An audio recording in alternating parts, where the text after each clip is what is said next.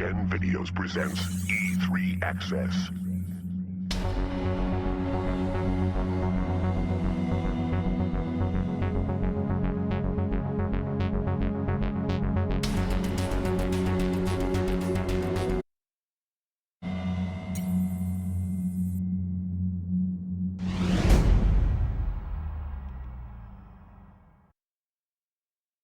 E3 Access.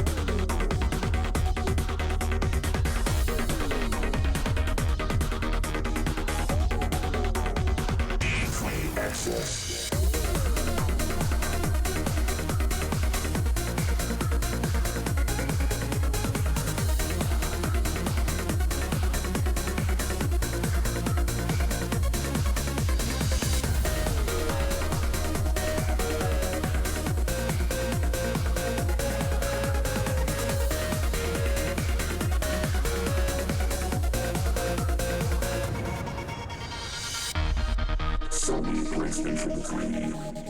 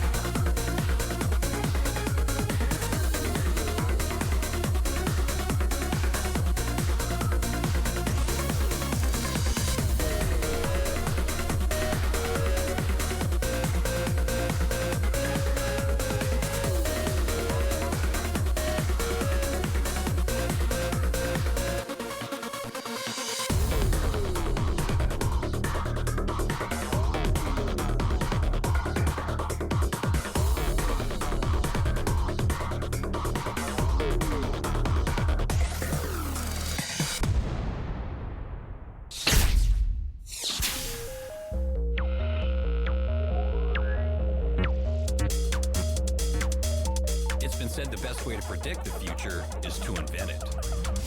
Ken Kutaragi and his team at Sony set out to invent a different future. They imagined a rich 3D experience fusing gaming, music, movies, communication. They imagined a platform that could power such a transformation. PlayStation hit the world with a force rarely seen. You go, girl! Developers embraced the platform with amazing ferocity, creating the world's richest, most immersive games. PlayStation 2 redefined computer entertainment with unparalleled power, speed, and graphics, converging movies, games, and music. PlayStation Portable, the next revolution. Suddenly, handhelds aren't just for kids, or just for games.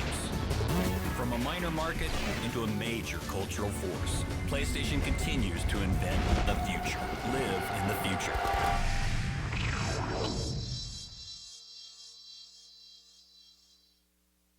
Ladies and gentlemen, please welcome Kaz Hirai.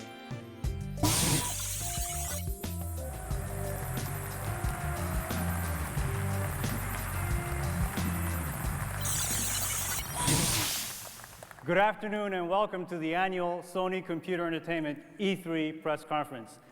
It's great to be with you here today at a new location, the Sony Picture Studios.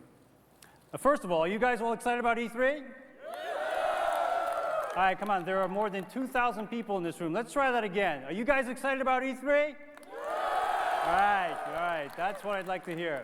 It's very good because all of us at Sony Computer Entertainment have been waiting a long time to get to this point, and we're very excited to share with you, our industry, our partners, our loyal fans, what's in store for the future of the PlayStation business.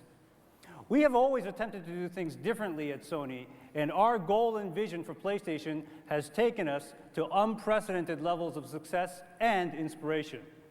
For the last decade, we have strived to push for constant innovation by continuing to deliver home console platforms that challenge the status quo. Just keeping up with conventional technology isn't enough for us. That runs contrary to the Sony DNA. The original PlayStation offered a true 3D arcade gaming experience in the home for the very first time. 5 years later, with PlayStation 2, we delivered a quantum leap in technology, allowing for the most realistic gaming experience on the market. And this is still true today. PlayStation 2 is the first complete entertainment hub with its ability to play games, audio CDs, and DVD video content through one box. And on top of that, we delivered an industry first, backwards compatibility with the original PlayStation library. To date, we have shipped more than 190 million units of PlayStation hardware and close to 2 billion units of software, which, in my mind, is a pretty amazing accomplishment. Then, along came PlayStation Portable, a product we introduced to the world at last year's E3 show. For us, any product carrying the PlayStation name has a lot to live up to. And yet again, we delivered on the promise. PlayStation Portable is full of innovation, far superior to anything on the market today. Just as PlayStation in 1995 revolutionized gaming and the way our industry does business, PlayStation Portable served as the disruptor in the portable space and changed the way consumers view entertainment on the go. And now, we're on the onset of a new decade for the PlayStation family of products, what we're calling the digital decade. So let's take a look at what that will look like.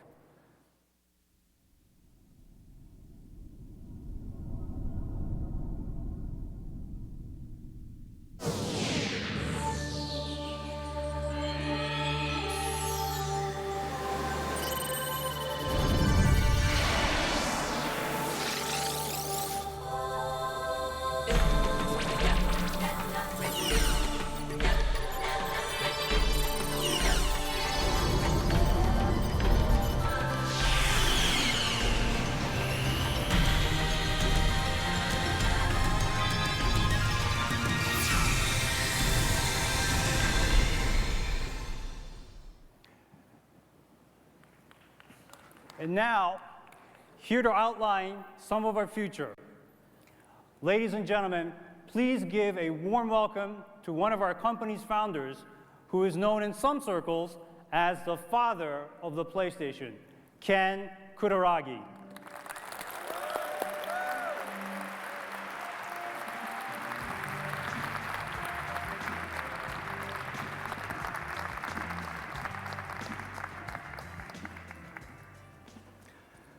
Hi everyone.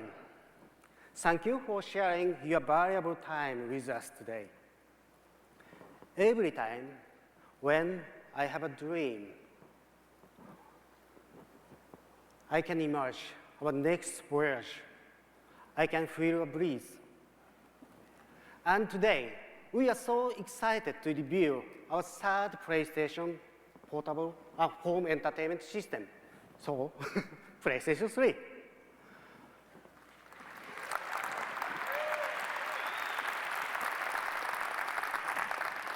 In 1994, we launched our first PlayStation capable of rendering real-time computer graphics.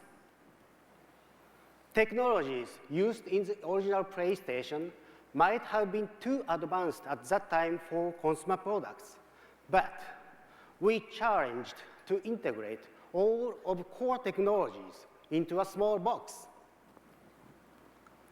6 years after we released our first PlayStation, we tried to create the most powerful 128-bit microprocessor for computer entertainment applications called Emotion Engine. It opened up a new paradigm in computer entertainment. And now, we have developed the world's most powerful cell processor, which is going to be applied in our next generation system.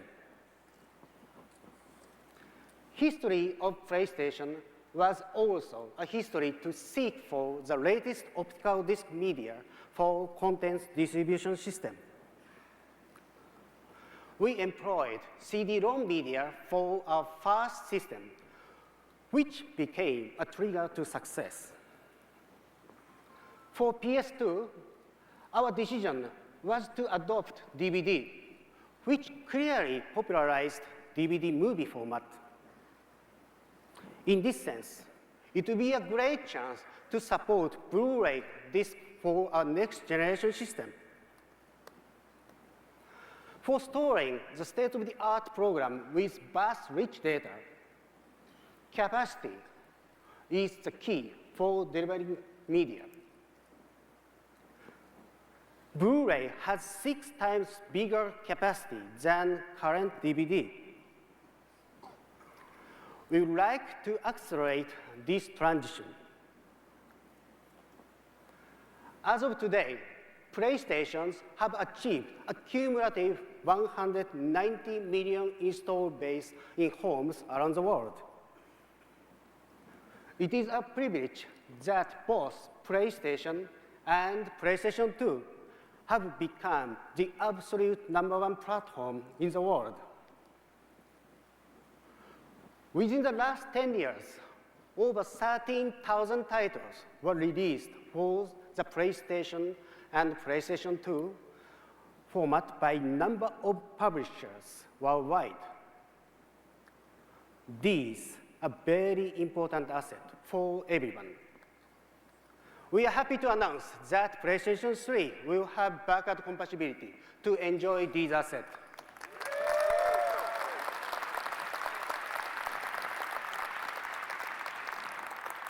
In February at ISSCC, we announced our latest cell processor together with IBM and Toshiba. The chip consists multi-cores for real-time applications. This is a die photograph of the cell processor utilizing 90 nanometer SOI semiconductor technology.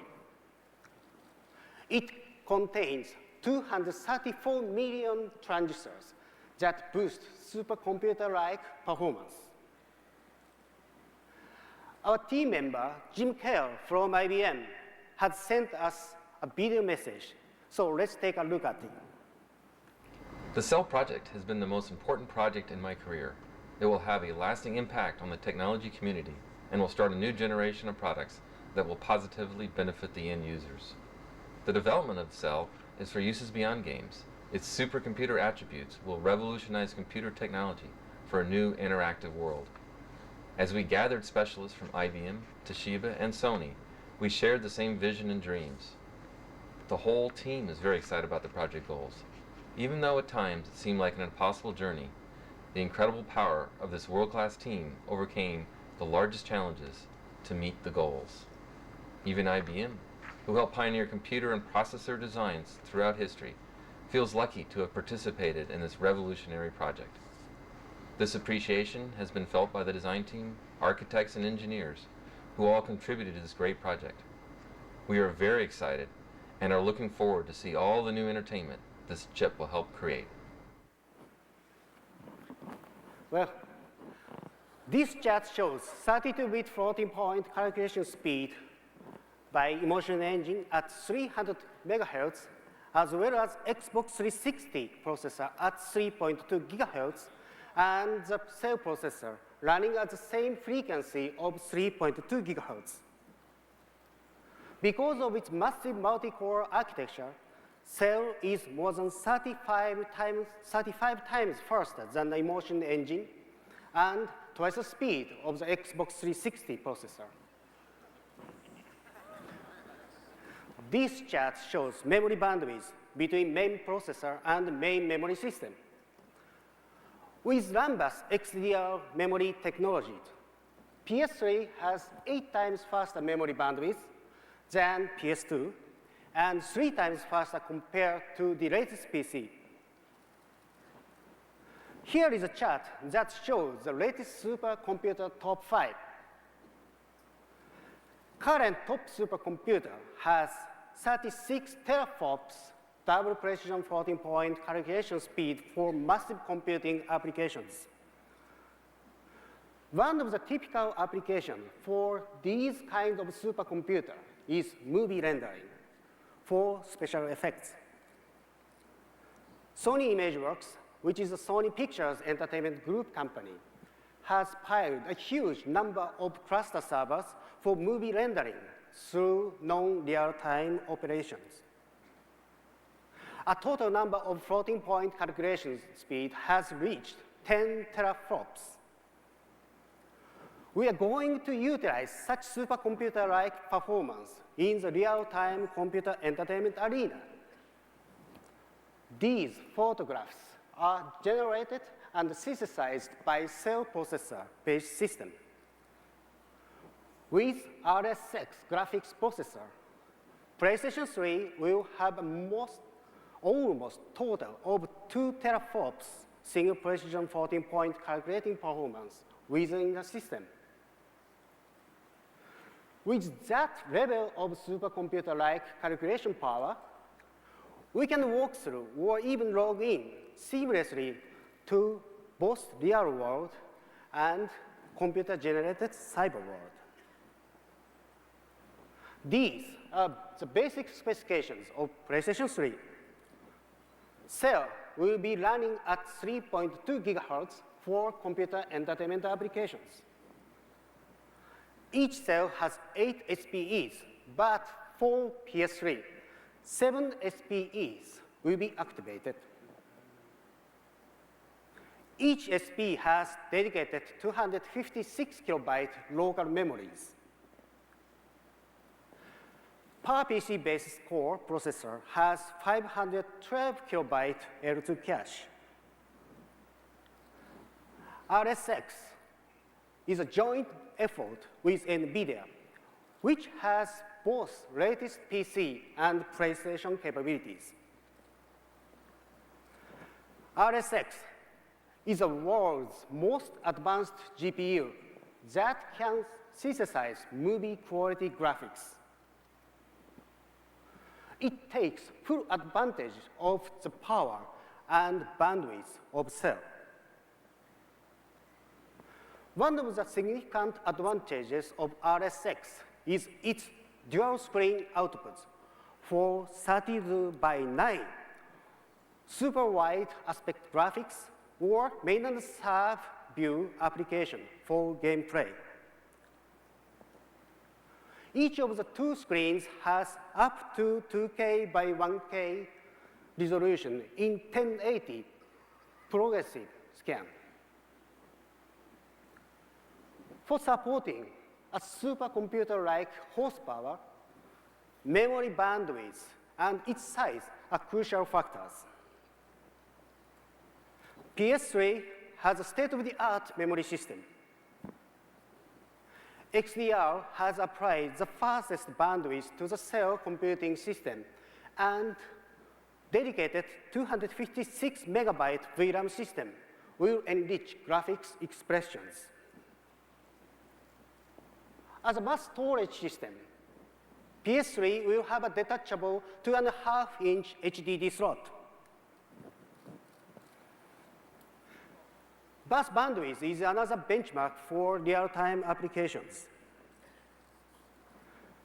PS3 has very powerful bus channels for each operation. With its overwhelming power, PS3 will be capable of handling both digital consumer electronics and computer applications. For these possibilities, PS3 will have powerful interfaces, including 6 USB ports, memory stick and SD card slots, and a compact flash slot. For digital audio-video outputs, PS3 will have 2 HDMI outputs. Together with PlayStation-compatible AV Merge output and optical digital audio output. Another interface for communication. To meet higher bandwidth for the next generation, PS3 will have a built-in gigabit Ethernet port with 2-port switching hub. Wi-Fi is also a standard feature of PlayStation 3 for communicating with PSP and other devices. For quick response, PS3 will support built-in Bluetooth for up to 7 wireless controllers.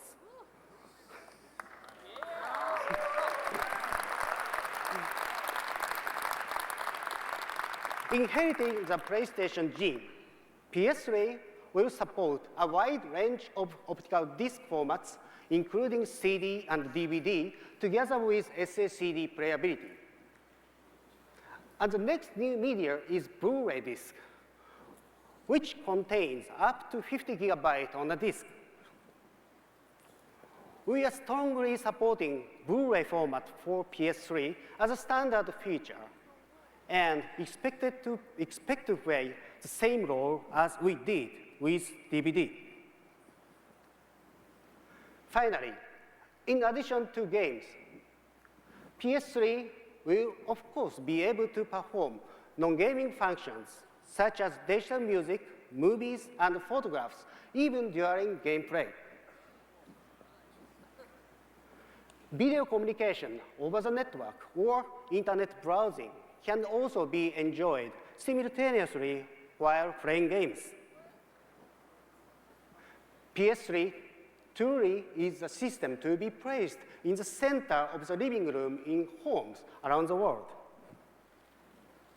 Future is almost here with PlayStation 3. Thank you. The world we live in is full of information. Here we have a world just like reality. Look at it more closely.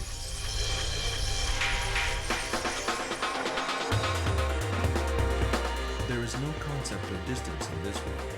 We can move instantaneously. We can see anything live. And when live images are linked with three-dimensional data, information can be directly drawn from reality. It's like the world of a movie. Take a look at another live image, a common scene captured by a camera. When the camera images are fused with additional digital information, reality can be controlled, giving you an incredible power and freedom. Now let's look at the world of sports. Golf is one of the world's favorite sports. Precise simulation combines the real and the imaginary. Once linked to digital information, you can play on any golf course around the world. Reality becomes data. If reality and information are connected, you can experience your own reality and control it your own way. It's a new way to view information. Imagination and dreams come true. So please join me in welcoming the co-founder of NVIDIA, Jason Wong.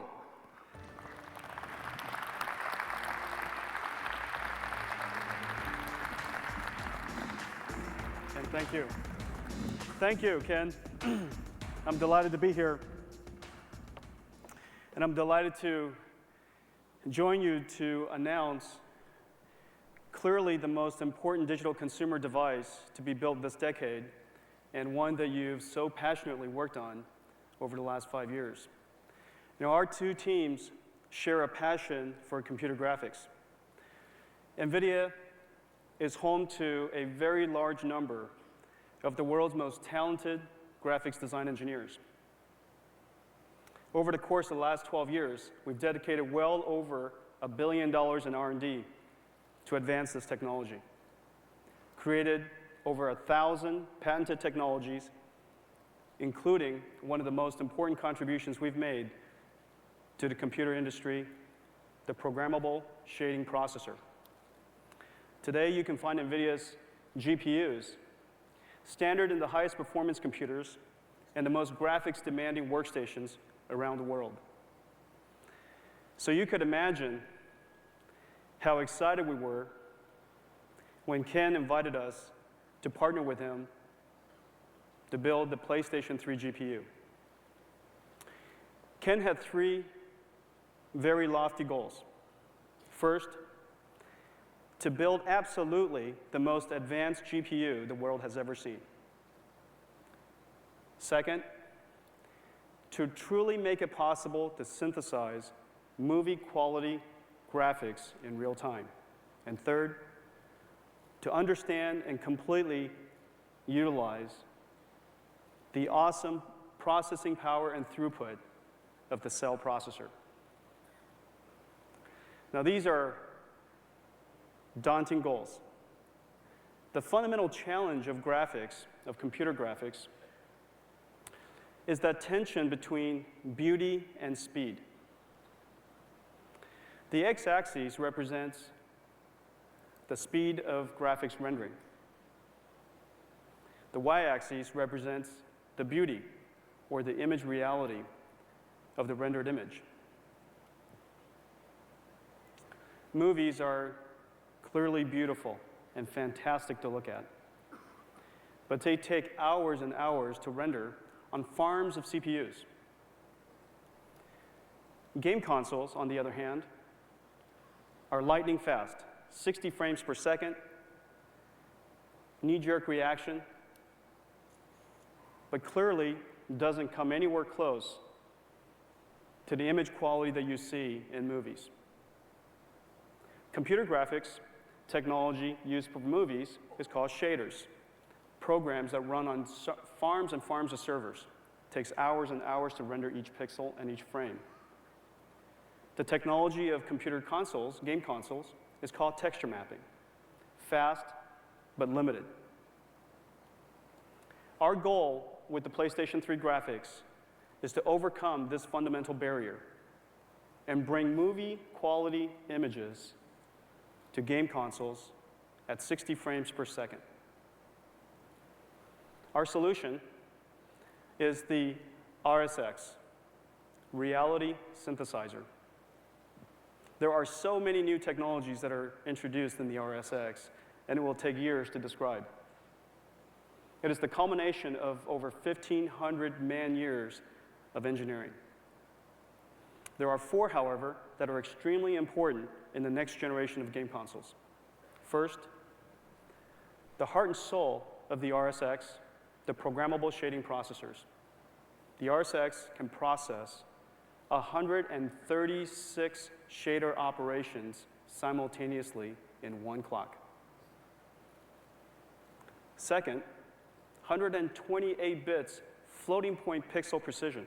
This is something that's just truly spectacular. Today's game consoles are limited to 32 bits of pixel precision, which means that we can only express 250 shades of lights for each color. And I will illustrate to you later that that's simply limiting and will not achieve the level of quality we want to see in movie-like images. The third, 2K by 1K resolution. Resolution is the enemy of graphics. The higher the resolution, the more pixel processing capability you need, and the more system memory and graphics rendering memory you need. 2K by 1K, 2 million pixels. The highest resolution of HD supported on this game console. And lastly, most importantly, is the overall system architecture to achieve this incredible throughput. Now, let me put this all into perspective. The RSX is based on our next generation graphics architecture that has never been seen before and that we will preview for the first time to the world today. There are 300 million transistors on one chip, 500 million vias. These are little tiny 1-micron electronic devices that connect each layer of metal. And if you connect it back to back, all of the interconnect on this chip, it will reach half a mile. 300 million transistors, 8 layers of metal, built on Sony's 90-nanometer process. Now, another way to think about this is how much performance is there.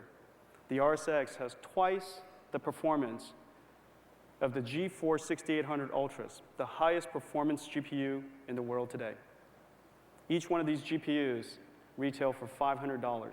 There will be 2 of them, equivalent horsepower, in the RSX. Now, what is 300 million transistors? Transistors are a bit of an obscure little electronic devices. 300 million transistors is equivalent to, essentially, the Xbox GPU, the PS2 graphics synthesizer, the GameCube flipper chip, the Gecko microprocessor, the Xbox Pentium 3 CPU, the PlayStation 2 Emotion Engine, and you kick in the highest performance PC CPU in the world today. All of that combined is 300 million transistors. Now the question is, what do you do with 300 million transistors, and why is it that the RSX requires so many? Well, fundamentally, the fixed function texture mapping capabilities are too limiting, and programmable shading processors requires an extraordinary amount of computational horsepower. Instead of just a pre-computed decal that is layered on top of a 3D object, in those kind of a texture mapping architecture, it is not possible for us to articulate the subtle material surfaces that are only visible pixel at a time as you interact with the environment, the lighting and the shadows of the environment around you. It's simply impossible to articulate brushed aluminum, carbon fiber, felt, carpeting, wool, silk, and even be able to show the difference between gold paint and gold. We want to achieve that level of realism. In order to do that, we incorporated a farm of programmable shading processors so that each and every single pixel will be computed in real time. In addition to texture maps, we will now provide also light maps, shadow maps, bump maps, normal maps, and even some really exciting new things like surface reflectance functions, surface and subsurface scatter functions, to be able to articulate the really subtle effects that you see in real life. Let me show you now and demonstrate for the first time our next generation GPU and give you a sense of what pixel shaders can do. This is Luna. She is a computer-generated person. And notice all of the subtleties, the specular shine on her lips, the soft shadows under her nose and above her lips. Notice that the specular highlight on her cheeks shows the imperfections of her skin. Notice that light is penetrating her skin and scattering underneath her skin so that you see her rosy cheeks. The volumetric shadows on her hair. Her hair looks so incredibly soft. All of these effects are made possible with programmable shaders. However, we want to do a lot more than that. What the PlayStation 3 is about is creating beautiful worlds that come alive.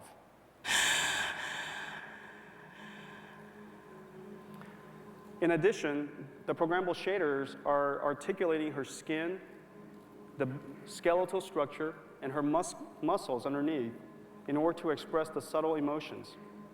The plasma beam is now circling around her, and her bodysuit is now coming to life, reflecting, refracting, and absorbing light in different ways. These lovable creatures are also rendered with shaders. Notice the plasma so bright in the back that it actually penetrates the membranes of their skin, and rendering for the first time effects that have never been seen before, volumetric rendering of objects. You could see the skeleton in the back through the objects. The lights are so bright that they're flooding over the silhouette of the characters. This is a simple technology demonstration of what is the possibility of the PlayStation 3. Thank you.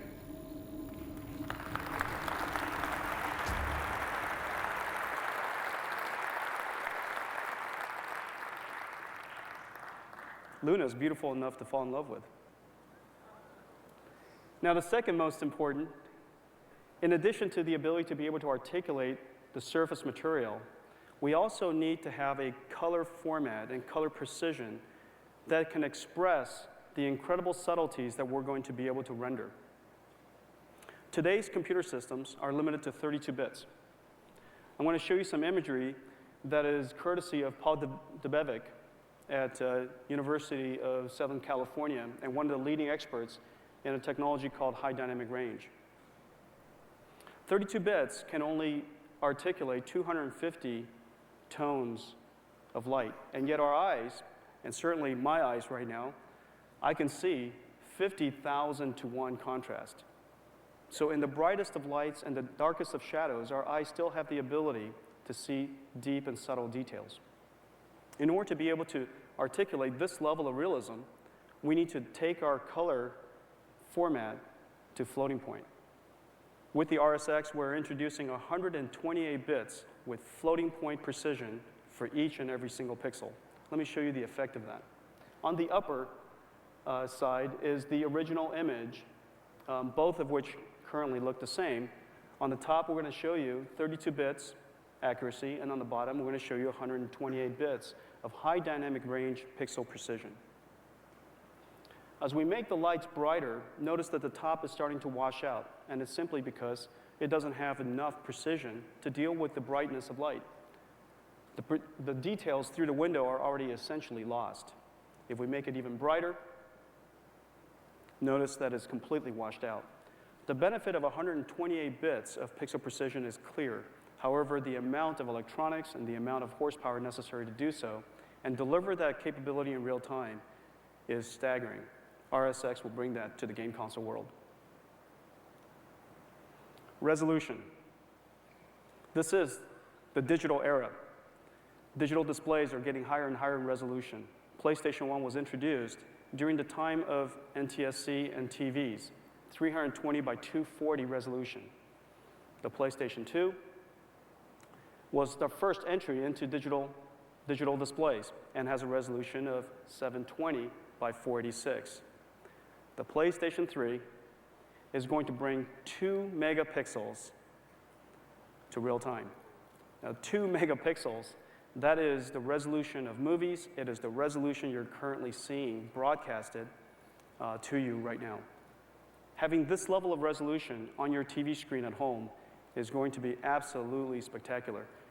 When you combine that with Blu-ray and digital panels that are going to be coming out in the future, the living room will never be the same.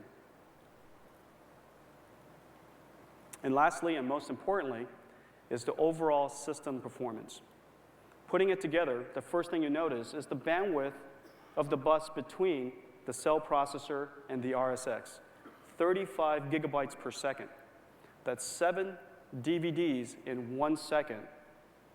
7 DVDs will be transferred across that bus in 1 second. It is 7 times the bandwidth of the highest performance PC today. The second is 100 billion shader operations per second. The ability to process shaders is going to be the critical measure of performance and beauty in the coming generation of game consoles. 100 billion is 3 times that of the highest PC today.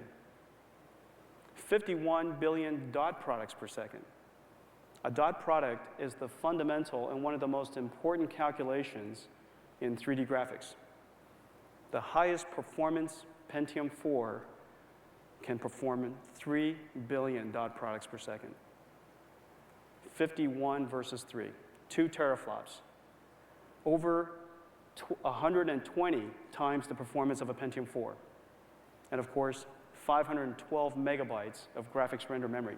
One of the most interesting and most exciting architectural advantages that we're bringing to this generation is that the RSX can render pixels to anywhere in system memory. So instead of being limited to just the 4 megabytes of the PlayStation 2, the PlayStation 3 will have 512 megabytes available to it for graphics memory. So how do you put all this stuff together? Well, we're going to show you the first demonstration, real-time demonstration of a next-generation game console and a next-generation game. To help me do that is Tim Sweeney, founder and chief technical officer of Epic Games, and Josh, his capable sidekick. Tim? Thank you very much, Jensen. Josh? Thank you. Now here we're showing Unreal Engine 3 up and running in real time on the PlayStation 3 hardware right now. We're not going to say anything so you guys can enjoy this demonstration.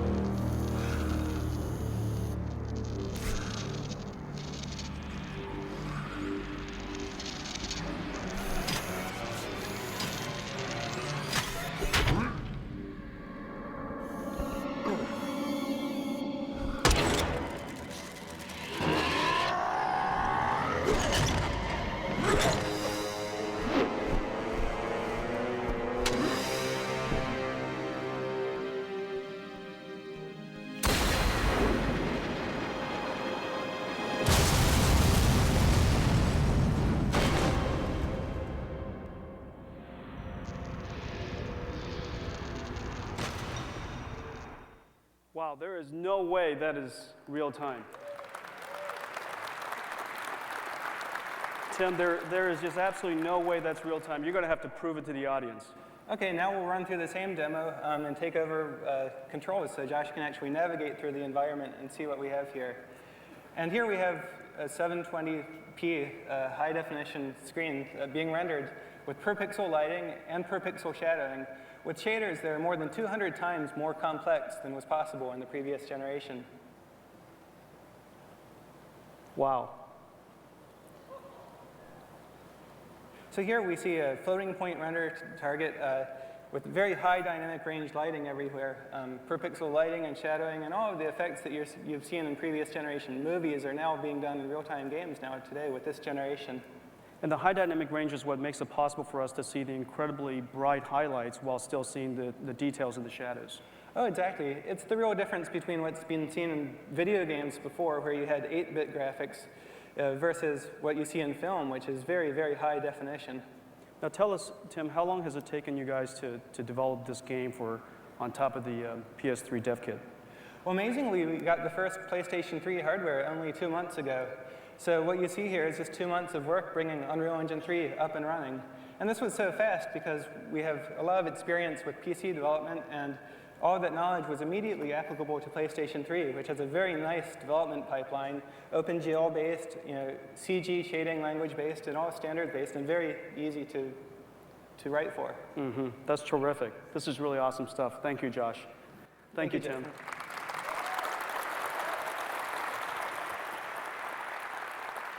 Well, there you have it. That's the RSX. What you're seeing today is really just the tip of the iceberg of what's going to be possible in this truly revolutionary game console, PlayStation 3. It has just been an incredible privilege for us to work with Ken and his team on building clearly the most important digital consumer platform of this decade. I hope you guys all enjoy the rest of the show. Thank you.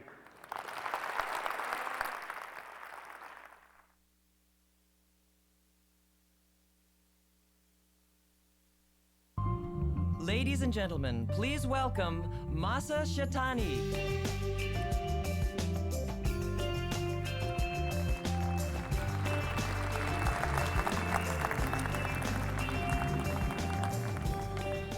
Thank you. Good afternoon. I'm very pleased to be here. This is a very exciting moment for all of our people who has been developed the PlayStation 3 development. This is PlayStation 3 schematic shown here for the first time. PlayStation 3 has a system design of elegant simplicity combined with outstanding performance, a total of 2 gigaflops of the single floating point calculations. The heart of PlayStation 3 is a cell processor, a revolutionary architecture for the high-performance computing. The cell is designed specifically to handle the massive floating point computation demands of the most complex algorithms: physics, dynamics, AI, simulation, and the media processing will be the signature element of the PlayStation 3 titles. In addition to Ken Kutaragi's presentation earlier, I would like to share in detail the several very attractive features of PlayStation 3. This amazing innovation will allow the user to experience the multiple channels of entertainment and the information at the same time from multiple sources. If you are fortunate enough to have 2 HD monitors, then you can enjoy a panoramic view which creates a horizontally seamless image of 32:9 aspect ratio. An even more attractive use of the dual screen feature will be to show tactical and statistical information to be displayed even on the PC monitor while playing the sports game on larger main screen. Likewise, you can video chat with your friends at the same time as a playing game. This is not simply to display of the same game, but allowing the user to command and control multiple sources of multiple channels of the entertainment simultaneously. Further, fusing the real and the virtual worlds together. PlayStation 3 can be controlled by a wide variety of devices, all wireless. The controller that will ship with the system uses Bluetooth technologies to guarantee the real-time response required for the most intensive video game applications. Bluetooth also is designed with a lower power consumption in mind and will provide more than 1 day gameplay time before having to be recharged by any USB port or the PS3 or other device. In addition to USB standard interface for various controllers like iToy, camera, there is also a built-in wireless network interface that allows connection to Wi-Fi devices, including PlayStation Portable. This allows PSP to become a remote controller as well as remote screen whether you're in the next room or on the other side of the world. From any remote location, PSP can access to PS3 to play the role-playing game which runs your PS3 at your home. The always-on, always connected nature of PS3 means that your secure media can be accessed remotely at any time over broadband or wireless networks. SCE has pioneered the concept of the camera attached to PS2, with over 2.5 million iToy cameras sold across the world. And now we are pleased to introduce to the next generation of high-definition IP camera to PS3. This camera is IP-based, allowing the user to place the camera anywhere in the world, in home, and anywhere on the planet. Through IP-based networks, this location-free concept allows any PS3 user to instantly launch their own broadcast station anywhere in the world. Think of it as the next generation personal homepage.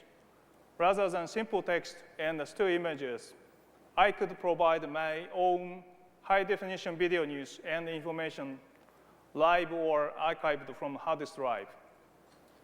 PS3 HD IP camera will allow the user to travel to another user's camera view. So you can make a virtual visit to the beach in Maui, Hawaii, or just by selecting the HD video and audio channel. In the PS2 era, the network function was additional hardware and software solution. The PS3 era fundamentally changes this approach. The network is a core element of the PlayStation 3 DNA. Every aspect of the system has been designed with the broadband and the home networks in mind. PS3 is an always-on, always connected device. The 4 C's of the network, commerce, community, content, and communication are built in to every aspect of the system design and operating system, allowing applications to easily exploit these features. Media browsing and network interface are built into the operating system and allow the user to handle multiple tasks simultaneously, even while playing a game. Video calls can be made and received, music and streaming media are browsed, new content for games purchased and downloaded. Naturally, multiplayer online game feature will be also offered. We recently introduced the concept of the game sharing on PSP, where a player can send game data to other PSPs. PS3 will also support P2P connection as one of the key methods of communication under the secure environment. Users can exchange their unique characters and items through the network. By taking advantage of the network, the entertainment world of PlayStation continues to grow. Thank you very much for your attention. I hope you enjoy the rest of the show. Now I would like to introduce Phil Harrison. Phil?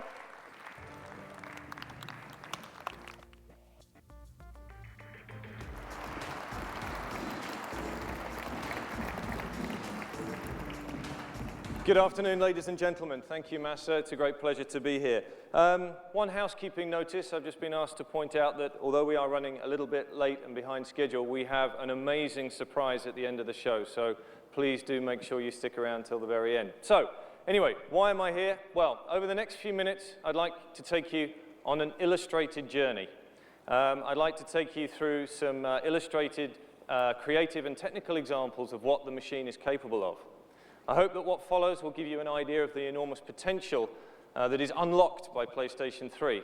But before we begin, I'd like to take you back in time, back to March 1999, and to the worldwide introduction of PlayStation 2 at the Tokyo International Forum.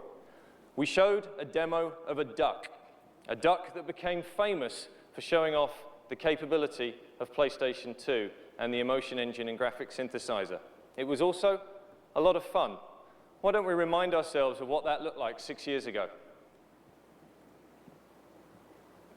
Here we have our duck in his bathtub, rendered in real time on PlayStation 2 with his best friend, the submarine. So, shall we take a look and see what he looks like now on PlayStation 3 and see how he lives today? Let's have a look at the demo. So here's my duck, stunningly rendered in real time. This is me driving it around. Man in suit uses game controller, shock. And we have the ability to render the water in great detail. As I jump the duck in and out, you can see the caustics and all the effects that are being rendered in real time on this fantastic HD display. 2,300 square feet, that TV, by the way. Available in a Best Buy near you tomorrow.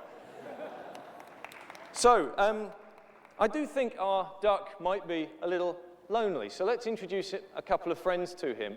And you can see here these little battleships or galleons that I can move around under my control, which I'll do my best to play 2 players at once, which is challenging, I have to say.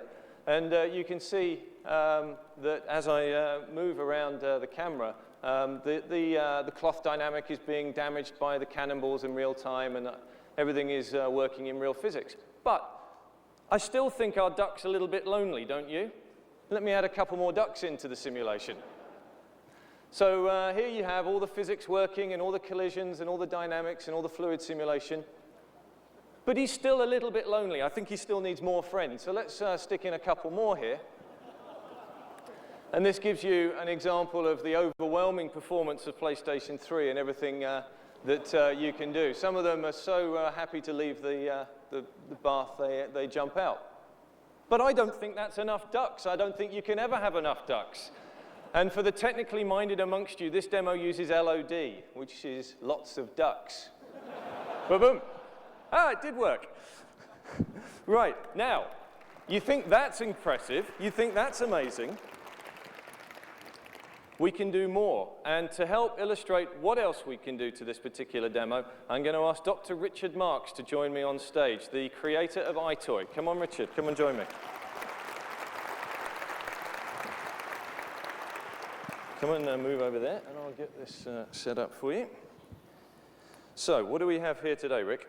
So what we've done is we've taken an iToy and plugged it into this demo, this beautiful water demo that shows off this kind of tub. But I've also brought some cups to show you that's kind of cups my children might play with in the bathtub. So as you see, I pick up this cup and I pick up this cup. I can reach out now. And what would I want to do with cups? Well, you can imagine. I would like to just dip the cup in and get some of the water right out of the... Isn't this incredibly cool? Reach in, get some more water.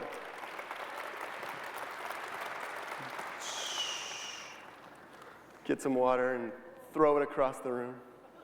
All of this just using a standard iToy camera but connected directly into PlayStation 3. Rick, that's amazing. Thank you very much indeed. Round of applause for Rick. Great job. Thank you.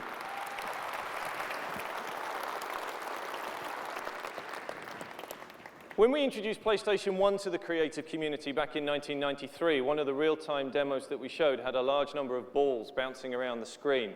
There were hundreds of 2D sprites drawn in real time, and back then, it was considered a major advance in computer graphics. 6 years ago, when we introduced PlayStation 2 to the world, the balls had graduated into feathers, and we showed a beautiful demo with about 1,000 feathers swirling across the screen. Some of you may remember that demo. Now, the feathers have become leaves. Now, this is a perfect demonstration, not just of graphics, but actually of what Cell brings to computer entertainment, because in the PlayStation 3 generation, it's not just about how objects look, it's about how they behave. In this demonstration, we have a real-time vortex controlling all of the hundreds of thousands of leaves that you can see in real time. Plus, we've got 5.1 surround sound being created in real time. In fact, the Cell has so much power that every one of the leaves could have its own audio channel if you wanted to hear them rustle.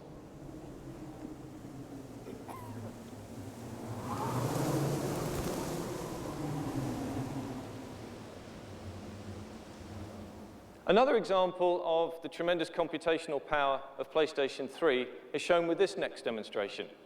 It's appropriate that since we're here at the home of Sony Pictures, home of movie magic and special effects, that we show the PlayStation 3's ability to blow stuff up. And what I'd like to do now is to show you a scene from a game that we have in development, which has not yet to be announced, but obviously being a gas station in the middle of the desert and being a digital set, well, surely we should be able to blow it up. So let's blow it up. Now, what this demonstration actually uses is only the cell processor to render volumetrically all of the performance required to simulate an explosion, thermal dynamics, heat, gas, smoke, fire. This is not an animation. This is not something that an artist created. This is all purely physics-based. We can even run it at night. Let's have a look at it with the lights turned down and run it one more time. Here in slow motion, you can see that the heat haze and gases emitted by the simulation accurately represented on screen. Phenomenal example of the power of both PlayStation 3 Cell and RSX. Let's run it one more time, and then we'll move on to the next demo.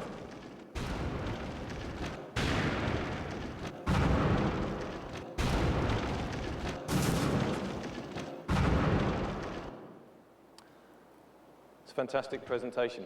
What PlayStation 3 also allows us to do is to converge many of the creative industries that work in the world together on one platform for the first time.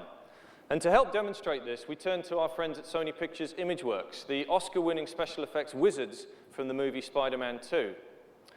We asked them to borrow some of their precious computer graphic data that they had created for the movie, and we got the wonderful actor Alfred Molina's performance from Spider-Man 2 in computer graphics. And here, we run it in real time on PlayStation 3. I'm amazed at the response, the reaction here. The quality of the image is absolutely fantastic. You can see as we move the camera around that the light moves around also over the face. And this uses a very special technique which is pioneered by, once again, a guy called Paul Debevic, using light stage data. And we can move the light around over the face, and you can see that the shadows are cast realistically, and even the light reflects and transmits through the ears. This is something that the cell processor allows us to get that level of detail into our 3D computer graphics. We can also change to different light stages to show in real time image-based lighting, where we're using the environment to light the character. Here in a forest glade, lighting the Alfred Molina character in real time. And you can see as we move the high dynamic range in and out, you get a phenomenal level of detail. We also were able to put this into the movie performance and use some of the sound from the movie to bring the whole thing together. And let's take a look at that.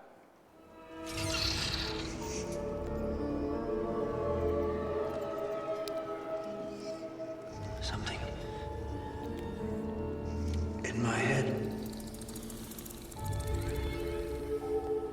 Something talking. The inhibitor chip. Gone. Now, sadly, Alfred Molina couldn't be with us today, but we decided to light him as if he was. And we took a light probe from this room earlier on today. And here, this is what he would have looked like if he had been lit in real time by this lighting in this room. And you can see the light probe data lighting the character. And as we move into the eyes in particular, you can see the fantastic reflections that this gives us. Now, this is going to just give you some idea of the level of intensity and immersion that we're going to get from games on PlayStation 3 and the amount of storytelling ability that we will have working with amazing creators and amazing actors. It's a great demonstration. Next up, we're going to show, yeah, I think that's worth a round of applause. This next demonstration was written by the brilliant engineers at the STI Development Center, the creators of the Cell chip. And this demo, which is a real-time demonstration of a landscape being created by 2 bits of data, one being 2-dimensional satellite imagery taken from outer space, and the other being 3-dimensional height maps collected from LiDAR, which is basically a laser ranging system flown over with an aircraft. And in real time on the cell, those 2 bits of data are combined together to create in software only, this three-dimensional landscape. This does not use the RSX at all. So this gives you an example of the tremendous performance that we get from Cell. Even the clouds are generated procedurally using Perlin noise effects. Really stunning example of where the immersion in games will go from here on in. This next demonstration also uses a landscape, but in a very different style, in a very different setting, but equally impressive creatively and technically. This was created by our colleagues at Sony Online Entertainment and shows a beautifully rendered fantasy world. But what's the cool thing about this demo is the fact that the world can grow in front of your eyes. And so here you see the grass growing, the flowers growing, organic environments being built real time in front of the player. You can imagine what this could mean to online games, but you could also imagine what this could mean to the ability for the player to influence his own environment and influence his own world while he's playing the game. Here the water beautifully rendered and all the characters and all the leaves and all the petals growing around you. Really beautiful demonstration of RSX and Cell working together. Now, from a complex and sophisticated landscape to a complex and sophisticated city, in this case, London. London was the setting for Team Soho's epic crime thriller, The Getaway, and for the past 3 months, a team of 6 people has been working to show their vision of the future of that franchise on PlayStation 3, and they would like to share it with the world for the first time today. Now, this demonstration uses a lot of the real-world rendering techniques that we've seen in earlier demonstrations. And it's not just about graphics. We can see in this demo a tremendous amount of detail in the 3D objects, which are beautifully rendered with amazing lighting and amazing detail. But the real purpose of this demo is to show how a city in a future video game would come to life with the complex simulation of traffic, the complex simulation of the way people move around, the way they make the city live and breathe, and how they have their own lives, hundreds of individual people on the scene at any one time. And I think this demo is a great example of what a next-generation PlayStation 3 game is actually going to deliver in terms of immersion and richness and detail to the scene.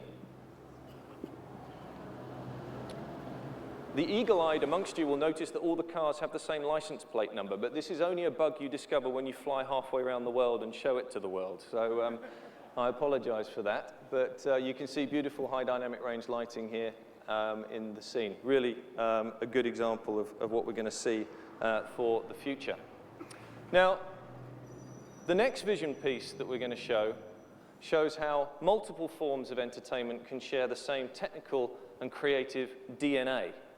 And what we wanted to do here was to imagine and share with you an example of what happens when you take 2 billion-dollar franchises, one from the video game business and one from the movie industry, and collide them together on PlayStation 3.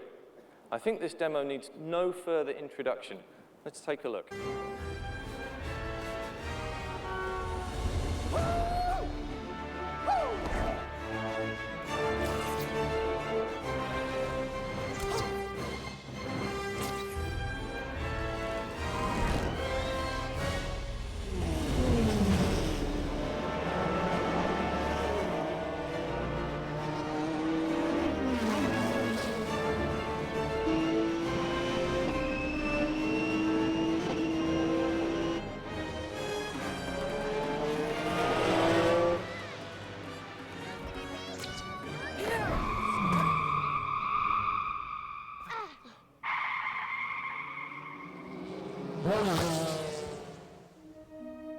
No playing in the streets. Yes, Mr. Spider-Man. See ya.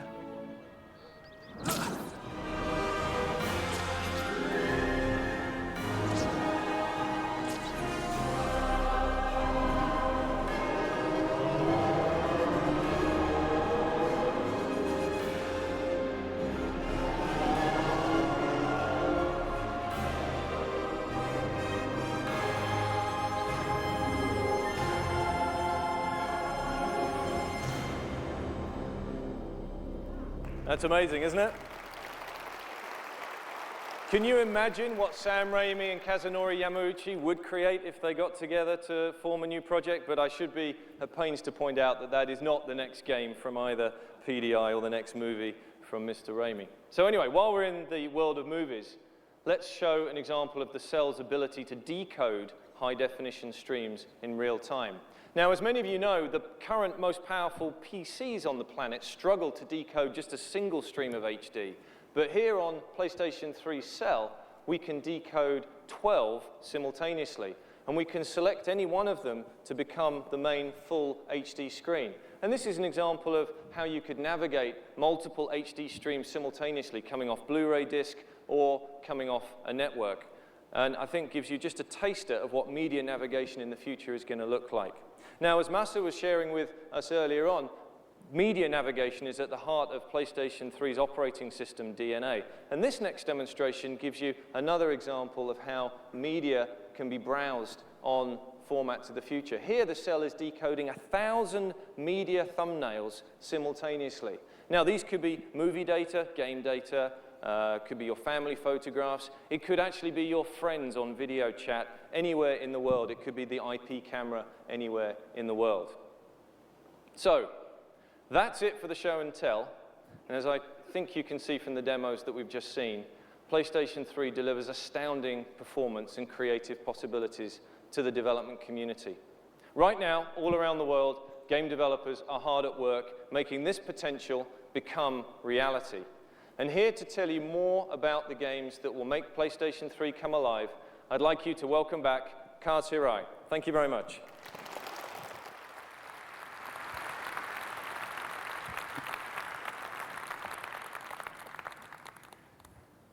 Thank you, Phil.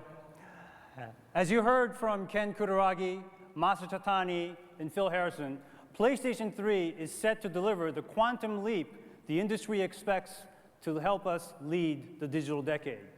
No doubt about it, PlayStation 3 is a powerful machine under the hood. But what about the games?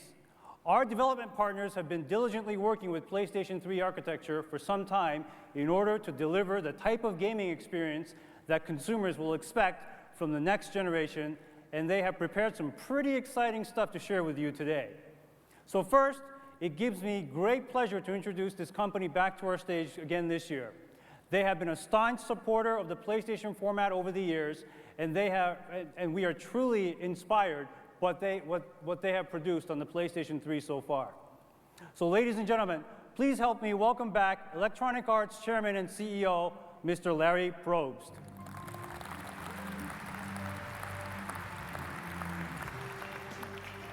Thank you.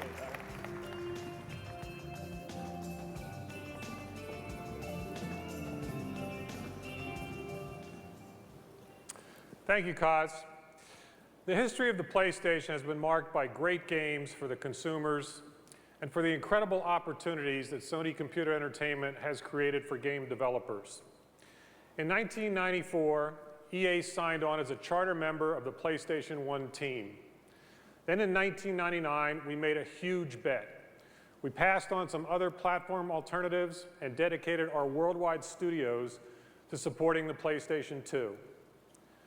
When PlayStation 2 launched in 2000, EA was there with 6 titles, including Madden, NBA Live, and SSX. We like to believe those were some of the games that showed the early fans what the PlayStation 2 could really do. In total, EA has produced about 250 titles and sold more than 220 million units on the 2 PlayStation consoles combined. But beyond the business, a lot of talented artists have found their calling in this medium created by Sony. And a lot of game lovers have enjoyed countless hours of entertainment. For all that business, all that creativity, all that entertainment, I think we owe the team at Sony a round of applause.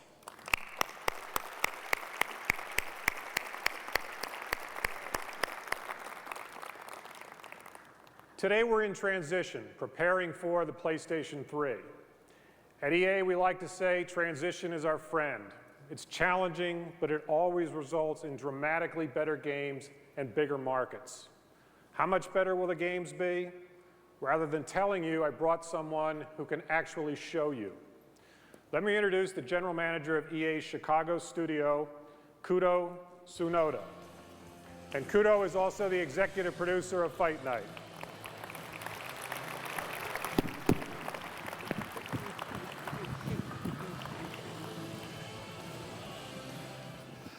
All right, so the game we're going to show you is EA Sports Fight Night, which is EA's boxing franchise. And this demo, I truly believe, is a big first step forward towards delivering a new, more emotionally immersive game experience on the PS3. So I've been working on Fight Night since the beginning of the franchise, and I just can't tell you how exciting it is as a developer to finally have the technology in our hands to build the Fight Night game that we've been looking to build all these years. So well, enough of me yapping, let's fire up the demo. And just to be clear though, this is all running live in real time on renderware on the PS3. It's the king of the ring, combination slanger, skill and technique, old foe mania. I'm deep in the trenches, training for months. I'm like a prize fighter, giving left jabs, left hooks, overhand rights, followed by an uppercut, turning out your lights.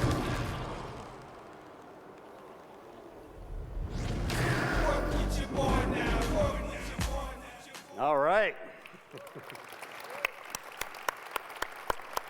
So as you know, in boxing, it's these big, bone-crushing, devastating punches that really bring out the drama and the emotion of the sport. Obviously, what we're looking to do, you can see graphically now just how we're able to emphasize the brutality of the punches. But what we really want is the person at home, playing the game, to kind of get that same gut-clenching, stomach-tightening feeling that you would have if you were actually in the ring seeing that punch land. And I think that's the biggest goal for us on Fight Night PS3. It's all about hey, having the person playing the game really feel those same kind of emotions and reactions that a boxer in the ring would feel, and then using those emotions to tell the story of our fight. So let me show you how we're going to do that. So the first thing in building an emotionally believable character is making the character look visually real. And that's really hard in our game because pretty much everybody who plays our game knows what a human being looks like. And so if there's anything off in the character, the human eye is going to know. But you can see how far we've come just in being able to kind of deliver a realistic human form in game. But it's not enough just to make a nice picture. We really got to bring that picture to life. And we do that with all the different facial animations we have on our character, animating both the geometry on the boxer's face and the textures of their skin to produce the most realistic looking facial expressions that we've seen in video games. But again, it's not really about, hey, having just the best looking boxer. At least that's where it starts. But what we're trying to do is, again, bring the heart and soul of the boxer to the forefront over the course of the fight. And that's really hard in a boxing game because there's such a wide range of emotions that a boxer experiences. So, it goes anywhere from the real intense kind of fury and anger that a boxer puts behind their most powerful punches to that kind of hey, when a boxer gets hit, that really, dazed and confused and hurt look that you see on the boxer's face. But once we're able to really get those emotions across to the user, they now become the new in-game indicators, to tell the player the status of what's going on in the fight. And I think, again, really, that's our big goal for Fight Night PS3, is we're getting, hey, the people in the ring, you're playing at home, you're able to see, hey, all the different kind of things going on in the other boxer's mind, and use that to your advantage to figure out what tactics and strategies that you're going to use to be successful. And with the PS3, we're now able to take the person out of the living room and put them right in the ring. And hey, that's why I love developing games for PlayStation 3. Larry? Thanks, Kudo.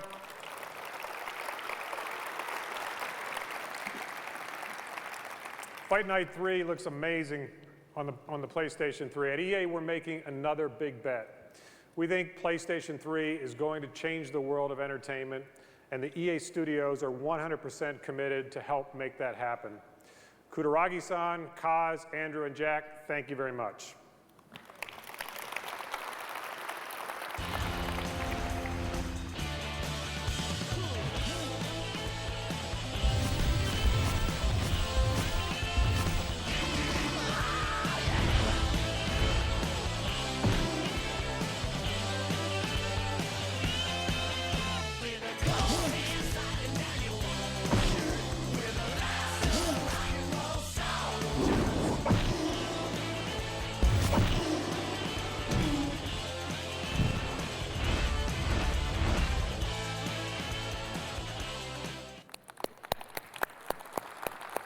Thank you, Larry and Kudo, and all the folks at Electronics Arts for being here today.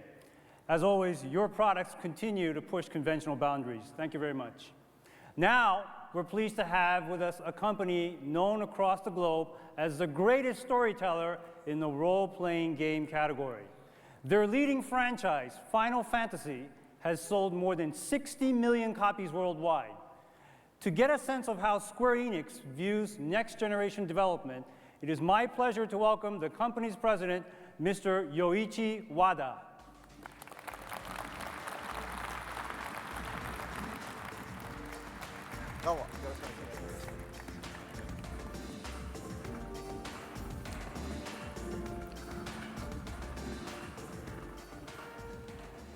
Thank you very much for the introduction, Mr. Hirai.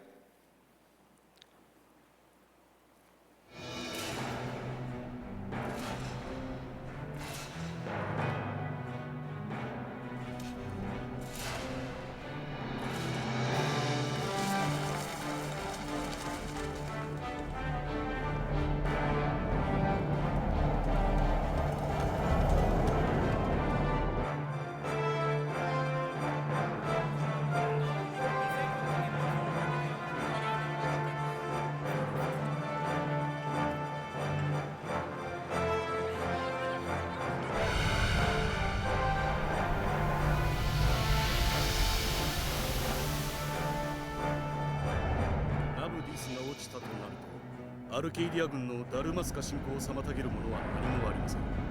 奴らが国境に達するのは時間の問題です。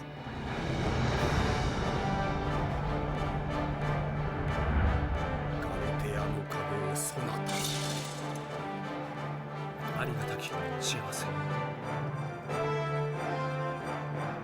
With the threat of all-out war on the horizon, the Arcadian Empire invades and subjugates its neighboring kingdoms one by one.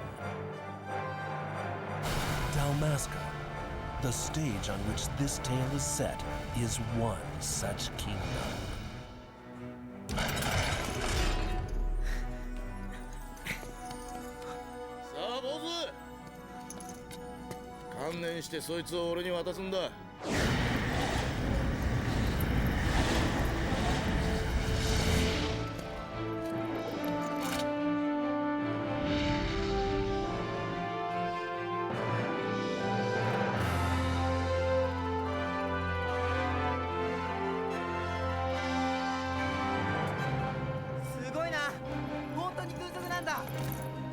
お行儀よくしてないとしたかん。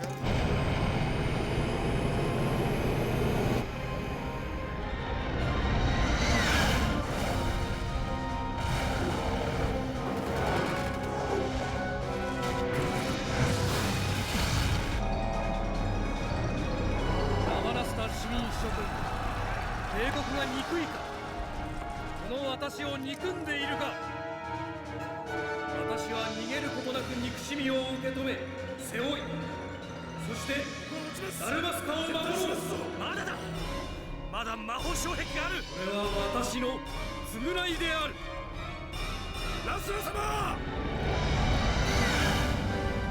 The story of an age when magic was commonplace, and airships plied the skies, crowding out the heavens. Final Fantasy XII.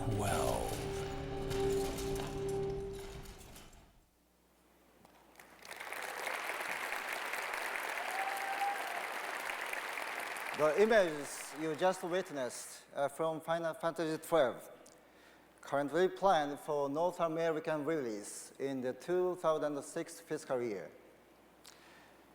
You will be pleased to note that Sony has announced that their next generation game console will be fully backward compatible with PlayStation 2 software. Please look forward to all that lies ahead. Now, I'd like to switch the focus of my speech to Square Enix's involvement in PS3 software development. First, let me give you an example of a technical demonstration our dedicated team has put together.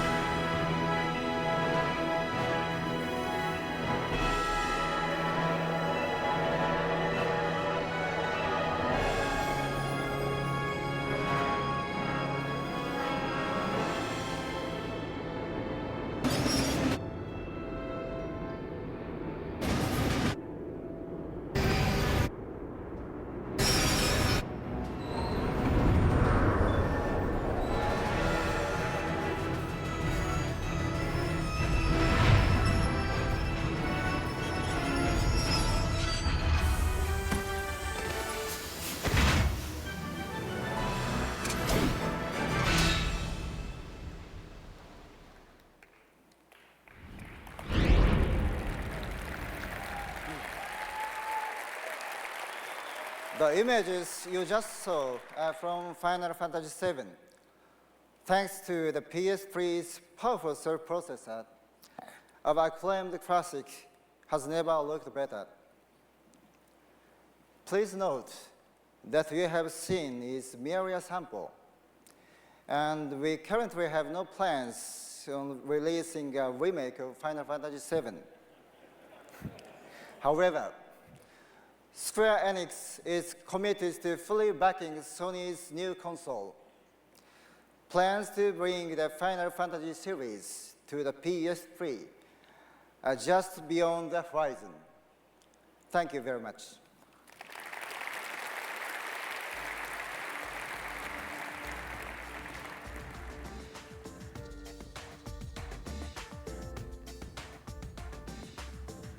Thank you. Thank you, Mr. Wada, for joining us today on this very special occasion. You've heard great things and seen promising game content from both Electronic Arts and Square Enix, two of the industry's major players. But let's listen to what some other creators are saying about PlayStation 3. For us at Insomniac, making better games means creating a more immersive experience, an experience that convinces you that you are actually talking to real characters. You're in real world, even though they may be sci-fi worlds or fantasy worlds. What we're looking forward to on the PlayStation 3 is being able to take advantage of the cell's raw horsepower to create more sophisticated physics, to control hundreds of characters on screen, each of which is controlled by its own AI system. I think the cell signals the convergence of mainstream entertainment and games that everyone has been talking about for the last 10 years. The PlayStation 3 should give us the ability to do all of these things. I'm very excited at the possibilities that the next generation of PlayStation presents. Thanks to the powerful features of PS3, we can create the kinds of high-quality graphics that until now could only be seen in movies and create them in real time. This is a truly incredible thing. The first title will be a simultaneous game and movie release previously called Oni, which is now officially titled Neo. It's a story that famous Japanese director Akira Kurosawa wanted to film. The other two titles will be large titles and will present all new kinds of entertainment. We will reveal more about these titles soon. We at Koei feel that the next generation of PlayStation will revolutionize video gaming, and we are planning to create games that will surprise and entertain gamers everywhere. PlayStation 3 will make it possible to simulate worlds in real time and simulate interactivity for the consumer as never before. The visuals on PlayStation 3, of course, will be a huge jump, and with going to HD TV alone, it will be quite amazing what we'll see. But the most exciting feature for us really is the cell technology in there. The CPU is so much more powerful than anything not only seen before, but also what we were expecting for this next generation of consoles. That really makes things possible on a scale which will really show people what next generation is all about. 絵とサウンドは当然綺麗になってハリウッドの、CG レベルのものがリアルタイムで動くというのはまずそれは必ずなると思いますね。そこからが僕らのやっぱり、喜びとか腕の見せ所なんですけども、プレイステーション3に向けてですね、今どこ考えているのは、見えない世界を、見えないところに力を注ぐという、そういうことをまず考えているんですよ。送り手としてはそういうのを考えながら、作るべきだと思いますし、そういう作れる環境がようやく手に入るのかなというふうには思います。I think what we're most looking forward to creating in a PlayStation 3 game is a truly realized, truly immersive, living, breathing world. This is what we live for.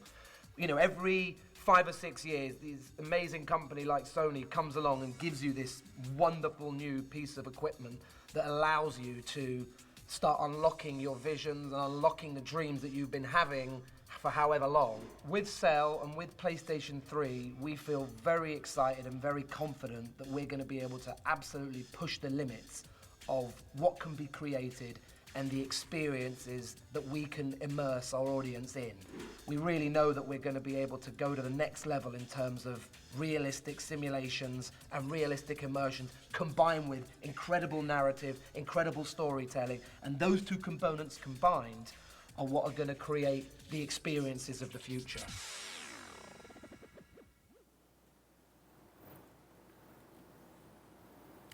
And just to add to Mr. Kojima's comments, yes, Metal Gear Solid 4 will be coming to PlayStation 3. When we were in the planning stages for this event, we asked many of our development partners, including several teams within our own internal studios, to submit content to be shown today. We expected to see a few bright lights and a couple of diamonds in the rough, as it is early in the development process. Some of the best, most renowned gaming franchises, like Gran Turismo, Metal Gear Solid, Grand Theft Auto, were all born on PlayStation. And it's hard to imagine how these will evolve with the power of PlayStation 3. Our partners have prepared a glimpse into this future to share with you today. So let's take a look at what fans have to look forward to.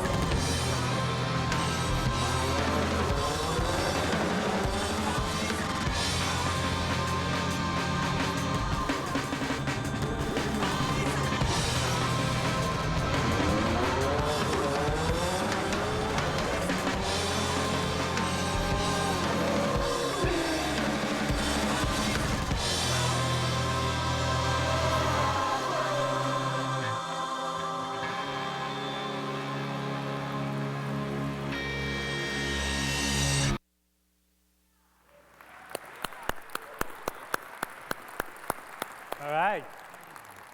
All this looks fantastic, don't you agree? All right. That's what I like to hear. So existing franchises are really the foundation. But to build an amazing platform, we need to reinvigorate the market with something new and something different. So our next video is a small sampling of new games and future franchises being born on PlayStation 3. So let's take a look at those.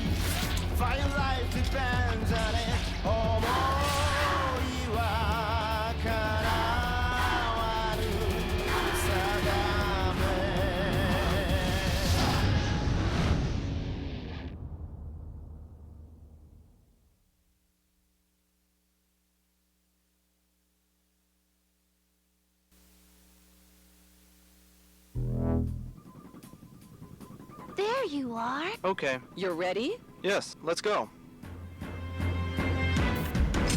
Where is he? Time is running out. Hurry.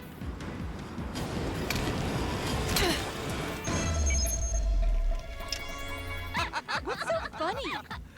Hey, you too, mister. Hi.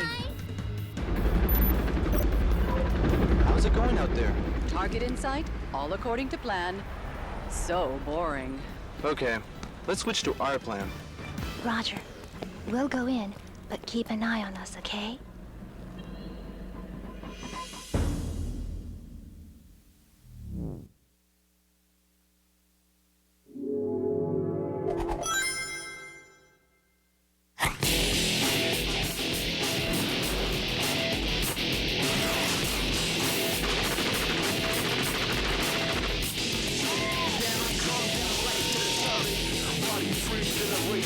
Body freak, get away the beat. Body hit, electrical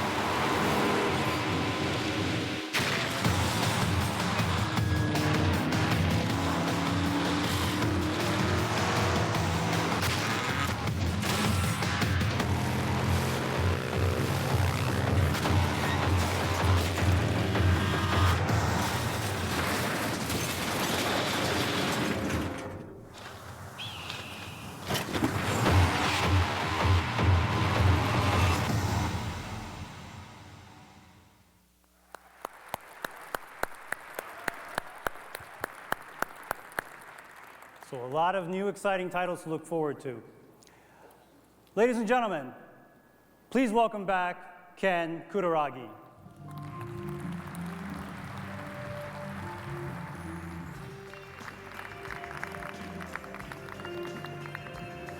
I hope you've enjoyed this Monster Machine and outstanding software showcase throughout the presentation. And now, I have the final and the biggest announcement. Everyone, this is PlayStation 3.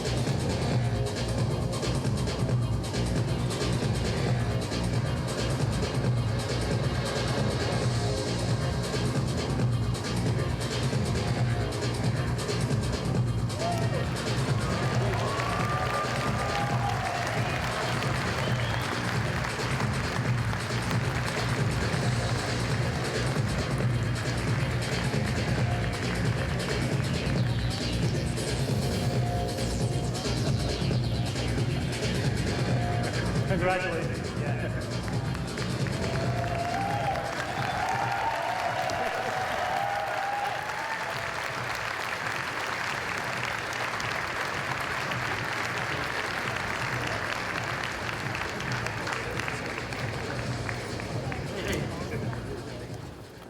Well, all of us at Sony Computer Entertainment would like to thank you very much for joining us today on the eve of E3 2005. As you can see, we have a lot of new, exciting things in store for our collective future. But please, don't take my word for it. Please feel free to stop by our booth to experience the world of PlayStation for yourself.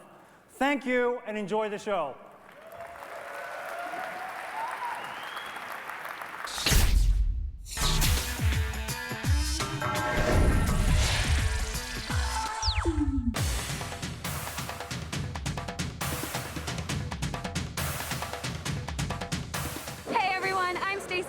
And I'm Oliver Nishad. You know, Stacy, it feels like just yesterday we were right here at E3 2004. We were. The year goes by so fast, and I gotta tell you, every year they outdo what they did last year. So many new games. And this is a very special year at E3 because it is the year of, can you believe it, the brand new consoles. And Joel Gordine, our very own fan cam operator, he's gonna have interviews, lots of celebrities.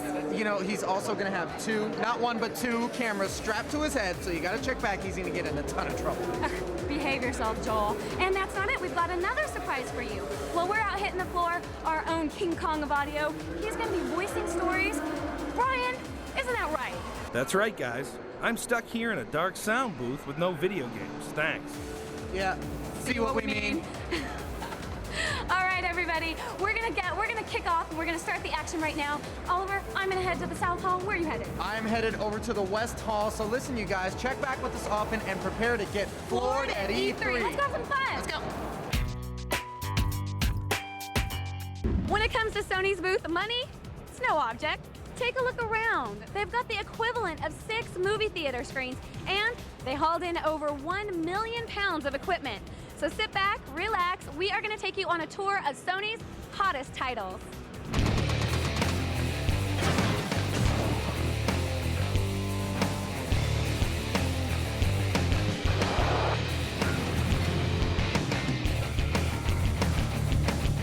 One of the sports titles Sony's highlighting this year is NBA 06. I'm here with Brandon, who's a designer and a story developer for the game, and he's gonna tell us why it's so cool. Basically, the cool part about it, it's a gameplay-driven story, which means we take your character, create a character from draft night, which you do get drafted, and we take them all the way to the postseason. Next up on our Sony tour, a game that's got everybody buzzing, Jack X. I'm here with Evan Wells, who's co-president of Naughty Dog.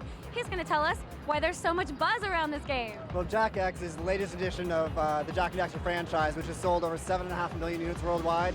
And this time we're taking it online. It's a racing game, combat racing. There's racing elements as well as head-to-head arena combat. It's really cool. We're going 6 players online at a time. You got split screen multiplayer. You can play 2 players split screen at home, online with your friends. We also have compatibility with Daxter PSP this time. Well, you link them together with the USB cable, and you can unlock secrets in each of the games. So you unlock some the Daxter PSP stuff in Jak X. You get new racers, you get new cars, so you can get some special items that you couldn't get in Jak X alone. Another hot title on Sony's roster this year, Shadow of the Colossus. Right now, we're going to get an exclusive look at the gameplay, and I got to tell you, you can spend up to 20 minutes unlocking the puzzle of one single Colossus. Shadow of the Colossus, like many of the PS2 games in Sony's booth, is an absolute looker. And look for all these games to be out by holiday 2005. I'm David Reeves. I'm the president of Sony Computer Entertainment in Europe. The ones that are going to be big on PlayStation 3, undoubtedly from what we've seen so far, and it's obviously, it's not the whole list, you haven't seen everything. MotorStorm, which you saw from Evolution Studios, which is a new subcontractor, is going to be big. Killzone from Guerrilla, we think that is going to be an absolutely, to use your words, an awesome title. The Namco people are developing very, very hard, and they tend to get the dev kits in Japan first. So they're going to come out with the great games. Square, Namco, Konami. You're going to see sports games, some soccer games, which are just going to be amazing. It's going to be like looking at the World Cup on TV when you see some of those games. The key to it is the match between cell computing. What is cell computing? It's like cyber computing. It's in mathematics, it's called floating point. How fast can you compute something? You've got to link that to a perfect graphics chip. That's the output. That's how it's going to look on the screen. What Kutaragi thinks he's found with PlayStation 3 is that perfect match. It's like the perfect storm, right? And that's what they think they have found. That's why in only 2 months they've been able to produce those demos. They have blown me away. I was very surprised with some of the stuff that you saw on MotorStorm and what was the other one, on Killzone. The Ducks is fine. It's okay, yeah, it's good for show, but for people to be able to put those things together on Heavenly Sword as well is just amazing. You probably saw yesterday at the SCEI show, there were computer guys from PC development, Unreal. They had not seen PS3 kits before. They were PC developers. They took them under 2 months to put together something really, really phenomenal. Eventually, you're going to be able to interact PSP with PS3, which is also wireless. That's the exciting part of it. And that was, many people missed that in the announcement, and it was that PS3 and PSP are in fact quite compatible.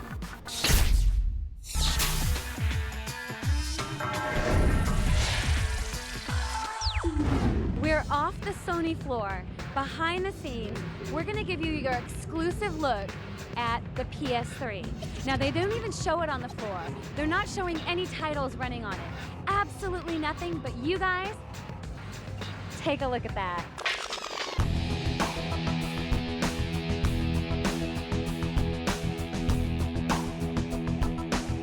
Here it is, your sneak peek at the PS3. Is it everything you imagined it to be? Shiny, beautiful. Release date spring, release year 2006, cost priceless. Actually, Sony hasn't set a price on it yet, but if you keep your ears peeled, I'm sure we'll be hearing about it soon. Hi, my name is Tony Tomasi. I'm the Vice President of Technical Marketing for NVIDIA. We're here at E3 to talk to you about a number of really exciting things that we're doing. Of course, the thing that's probably foremost in everyone's mind is the PS3. So, of course, we announced the RSX technology with Sony a few days ago in their press conference. It's going to be an amazing technology. Frankly, the combination of the cell processor and the RSX graphics processor is going to bring a whole new level to games and technology. 2 teraflops of floating point performance really is an amount of graphics computation power that's unheard of. It's orders of magnitude more powerful than anything that we've seen ever before. More than 300 million transistors, 512 megabytes of render memory. It's going to be a phenomenal platform, so we're really excited to be participating with Sony on that. So the demo that you see behind me is actually a demo we put together for PS3. We call her Luna. She's several 100,000 polygons, and we're actually rendering several million polygons per second. The actual complexity that we're using for this demo uses several hundred pixel shader instructions per pixel. That's more than 10 times the complexity of any previous generation demo that we've ever done in real time. If you look at her, it's actually cinematic quality. In fact, the quality of the rendering that you see in Luna is comparable to some movies that were done just a couple years ago. Her skin does an accurate model of human skin, including blood maps, surface map, tone maps, subsurface scattering. Her hair is incredibly realistic and dynamic. There's a very complex physics model behind that. And if you look at her suit, not only does it have some really interesting specular properties to it, but as the light shines or the plasma beam goes, you actually get this high dynamic range or this glow behind it. These are these kinds of effects you're going to see in the next generation games on the PS3 with the technology we bring to bear with the RSX graphics processor. The PS3 is probably going to be the platform of the decade. We're really excited to be participating with Sony in that, and we can't wait to see what the developers are going to bring to bear with games coming starting next year. Hi, I'm Kyle Schubel, a producer on Genji Dawn of the Samurai with Sony America. We are bringing this title in from Japan. This is being done by Game Republic, which is Okamoto-san's new company after he left Capcom. They do have about 4 or 5 different titles that they're working on right now, but this will be their flagship product. I'm going to show you a brief demo here real quick of the gameplay that we're showing here at E3. I'm going to go ahead and start this off real quick. I'll give you the story in a moment, but I'm going to show you the Mind's Eye demo on the screen here. This is a new feature that we've got going on the game, where we basically have a bullet time-esque kind of fighting sequence where you can do slow time fighting with a sword. Kind of a neat feature. I'll cover that again when we get actually into gameplay. Genji Dawn of the Samurai is based loosely on the Tale of Genji, which is considered by most to be the first piece of fiction written by man. It was written in the 11th century Heian era of Japan, written in the noble courts. We're taking some liberal changes to it, being that it's a 1,300-page book that most of us probably haven't read. What you've got here is the interface to show you how to get through the world. I'm going to go ahead and go up to the first area here and show some bad guys while I tell you a bit more of the story. You're going to be playing as Yoshitsune through most of the game. He is the illegitimate son of the emperor, hence why he has some of his above-natural powers. We also are adding in an aspect of the Amahagane, which is a divine stone that bestows supernatural powers on its owner. You've got basically a number of sword fighting skills that you can exploit here. You've got just normal attacks, but you can also get these special attacks. Oh, you can get stabbed in the back like that too. But effectively, you've got a very nice motion capture system in here. Ken Watanabe's stunt double from Last Samurai was actually used for much of the sword fighting motion capture in the game. As you can see, we've got a number of cut sequences here. There'll be over an hour of FMV in the game. We are keeping the original Japanese voiceovers in there because we didn't feel that we could do it justice, having almost a cheesy kung fu film kind of bad lip syncing. So you'll have the original Japanese voiceover and then a English subtitle on it. Kind of keeps a very traditional feel to it. But you do have this fighting style is basically taken loosely off of a concept called tate, which is the relationship between the person giving the cut and the person receiving the cut. That is something, it's more of a cinematic gesture that most people expect from feature films rather than from video games. To my knowledge, it hasn't been done to date on a video game. So what we're doing here is you'll actually see that the characters will react to the way I'm attacking them and generate a better cut, which is almost like out of a feature film. Saike-san was consulted on this tate style. He has done 12+ movies in Japan, so much of the sword fighting that you're used to seeing in films, almost like a Kurosawa-esque fighting. You can fight multiple opponents. You'll have 8 to 12 on the screen at a time. You'll be able to bounce all over the place. I'm actually going to pick this up real quick here. As you can see, you do have items, so you do have an RPG style to the game, where you can actually build up your character, gain levels, get more abilities. You will be able to play as an additional character called Benkei, who is a warrior monk character. He's basically a big bruiser, almost like a Paul Bunyan character for Japan. What you can probably easily refer to this as, it's almost like the story of King Arthur for the Japanese. We've got a very fantastical character. He is fictional, but he has some basis in reality. The reason why we call it the Dawn of the Samurai, he's considered by many to be the first samurai as we entered into the era of Bushido in the way of the warrior. You just saw me level up there. That's going to show you some of the aspects where we can actually go and look at your character, where you get the different statistics, and you got different equipment that you can equip, armor that you can gain, etc., going through the game. Going to show you one of the bosses here real quick. Now, as you're going through the story, most of it will be fighting, or the beginning portions will be fighting against humanoid opponents, which we can all relate to. Ah, that's not the right way. Later on in the game, you'll actually progress into the more dark areas of the game, where you're actually fighting demons and such, and getting into the more supernatural, which lends itself well to that Amahagane aspect that we're bringing in. This is one of the boss characters. This is a bad guy who has an Amahagane of his own, so he's got some of the same superpowers that you've got. So I'm going to go ahead and clear some of his goons out of the way first.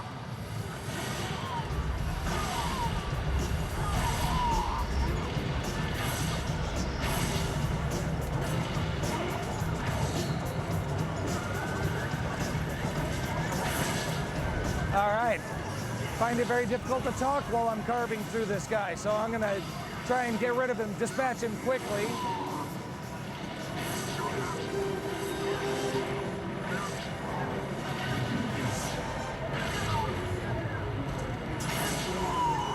All right, come on. You know you want to lay down, just get it over with. There we go. So basically, you can take down the bosses by gathering their Amahagane. You can gain more power as you progress through the story. And pretty much, that is the tale of Genji.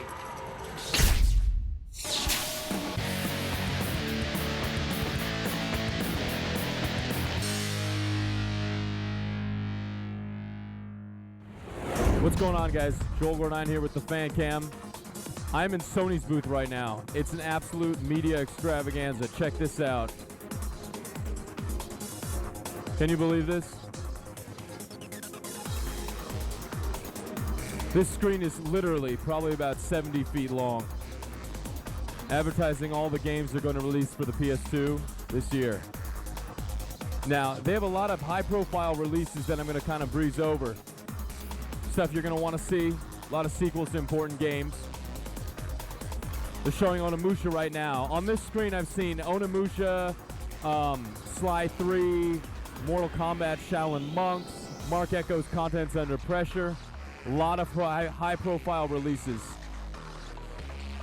I don't know about you guys, I'm getting more and more impressed with PS2's graphical capabilities as time goes on. Pretty great stuff. Here we have Onimusha, Dawn of Dreams.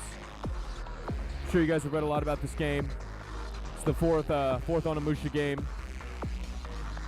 The hype on this game is that it'll feature multiplayer, which we are definitely looking forward to. Interesting thing about the Sony booth is they have a development stage gauge with every game, so you can tell where it's at. Onimusha, they say, is at 40% right now. Interesting. This is Sly 3. Those of you who have played this game, I love this series. I think it's a great throwback to the days of great platforming. They've really done great things with this game. Really done amazing things.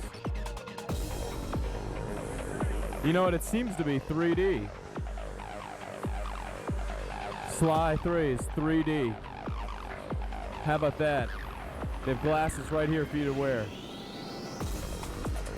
Very cool. Soul Calibur 3. Important PS2 exclusive. Important stuff. What's going on, man? You got a new character going on here? Let's see it. Who we got? Got Killicantalum. Classic match. Beautiful graphics. So GameCube and Xbox owners, you're going to be disappointed you won't see this. PS2 only. To make our way through the booth, we've got Ratchet and Clank Deadlocked. Another high-profile sequel.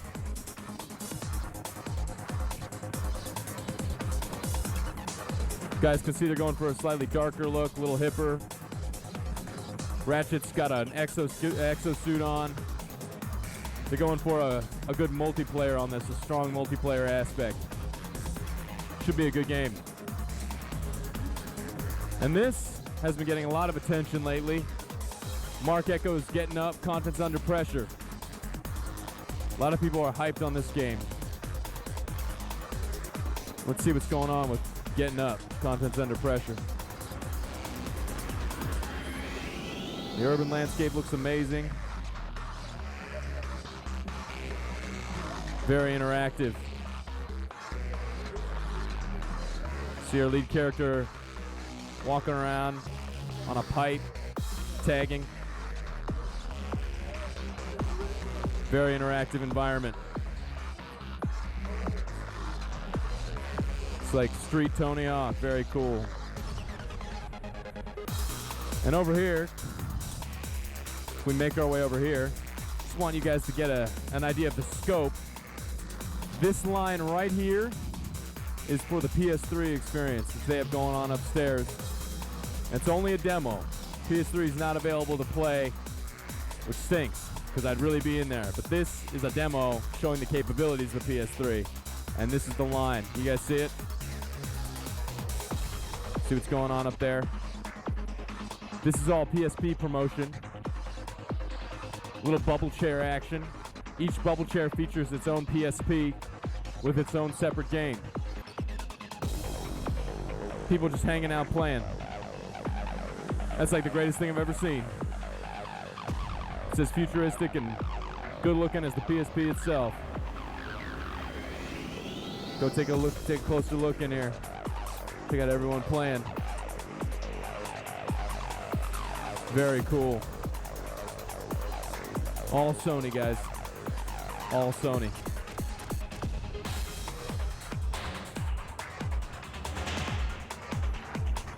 PSP, come out and play. There we go. The Sony booth 2005. What do you think? Does it compete with Nintendo? Microsoft? Pretty hot. More to come.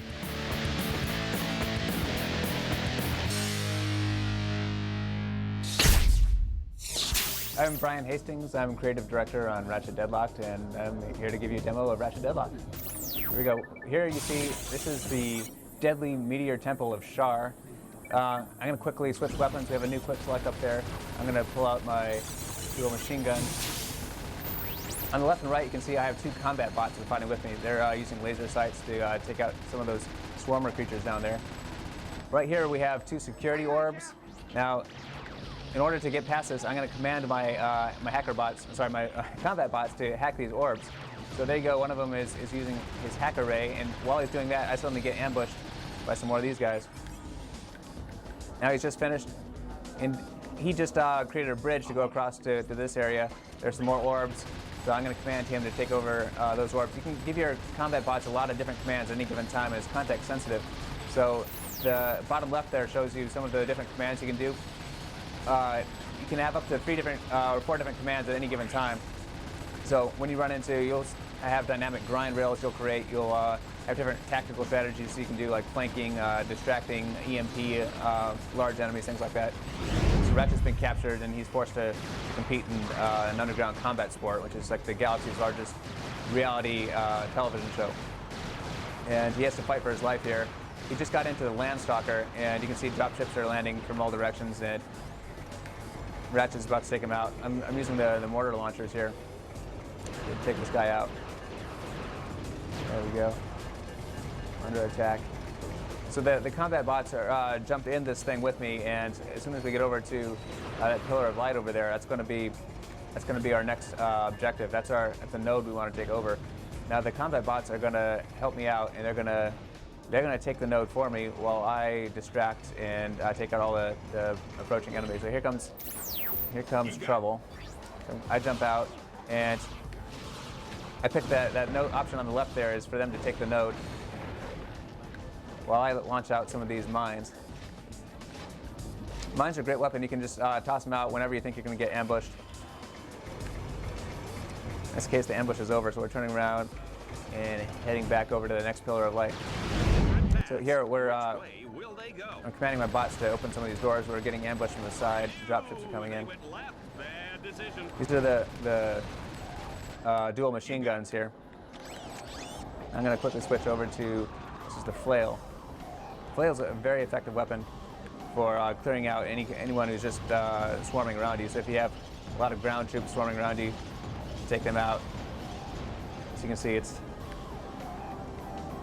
pretty effective. We opened up the path on the left, so advancing here, getting ambushed.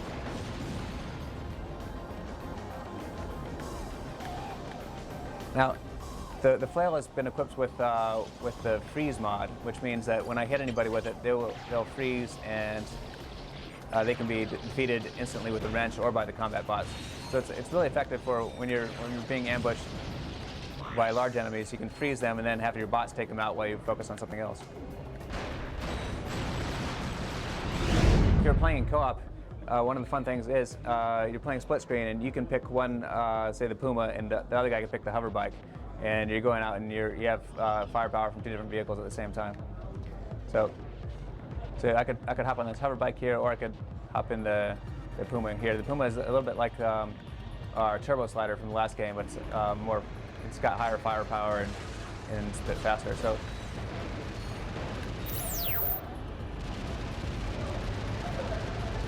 let's see, I'm just laying waste to everyone in front of me. I'm gonna pop out and hop over into one of our hover bikes.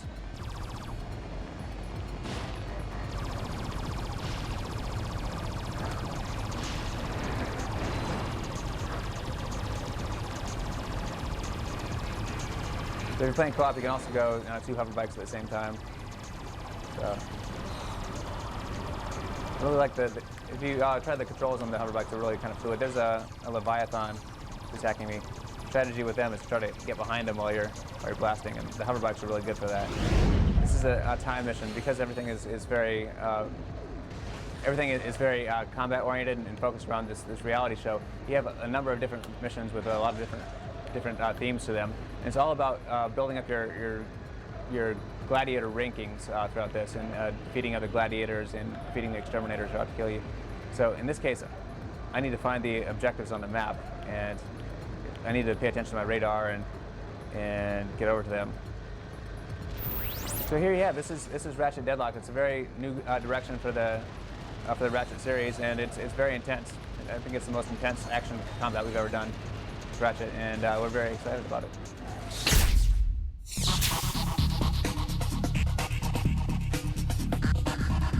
Man, Sony knows how to treat its gamers right. I'm playing the PSP right now, actually World Tour Soccer. There were about 24 titles at launch, currently about 30, and 100 titles in development for the PSP.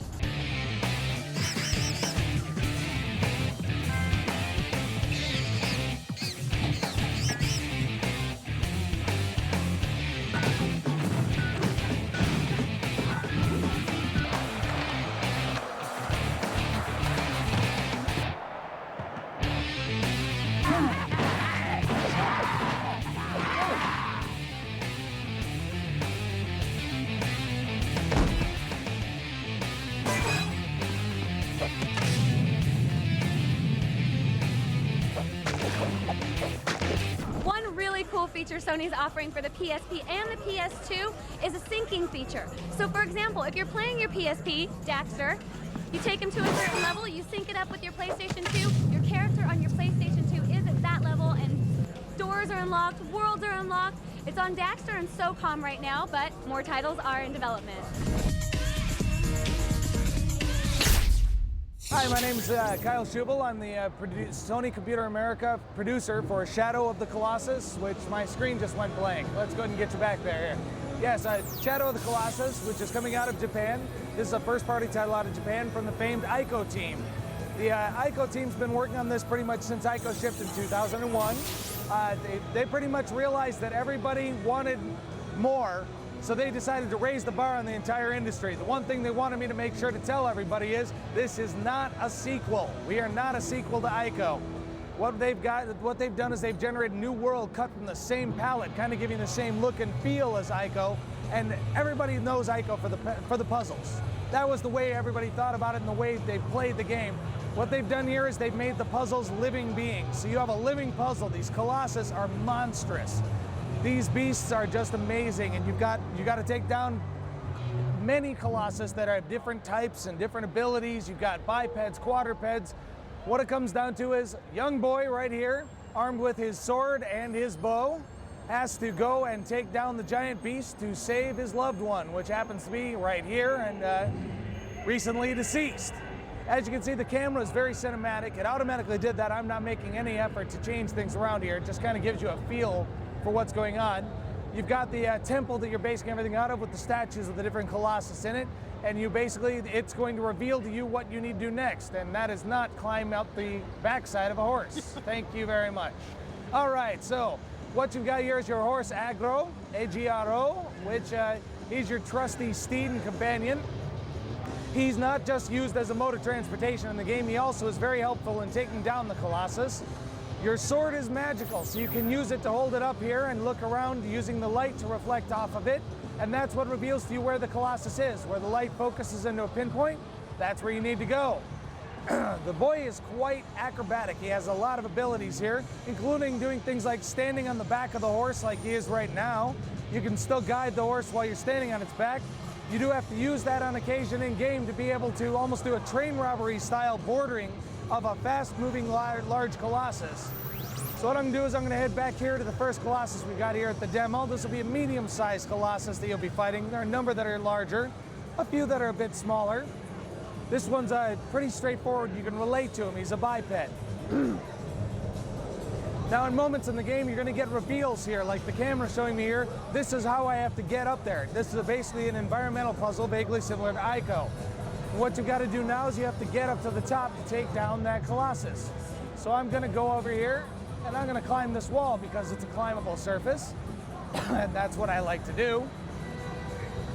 And now you'll be able to go through the area here, and basically this is also a tutorial teaching you how to take down a Colossus, since you have to use these same skills on the Colossus himself.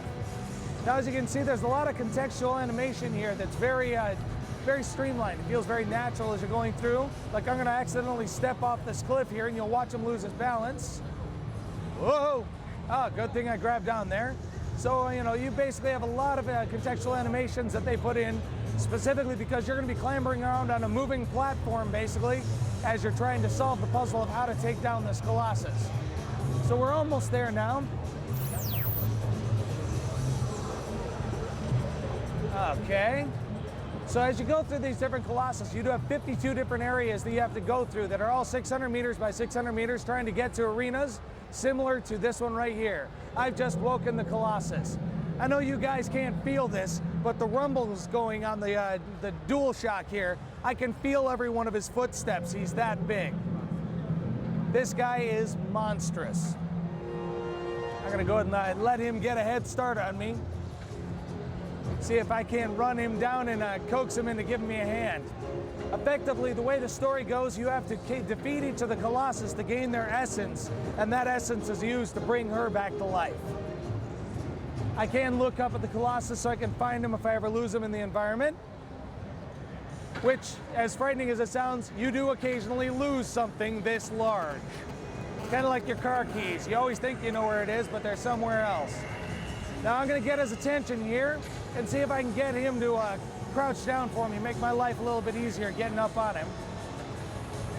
Come on. There you go.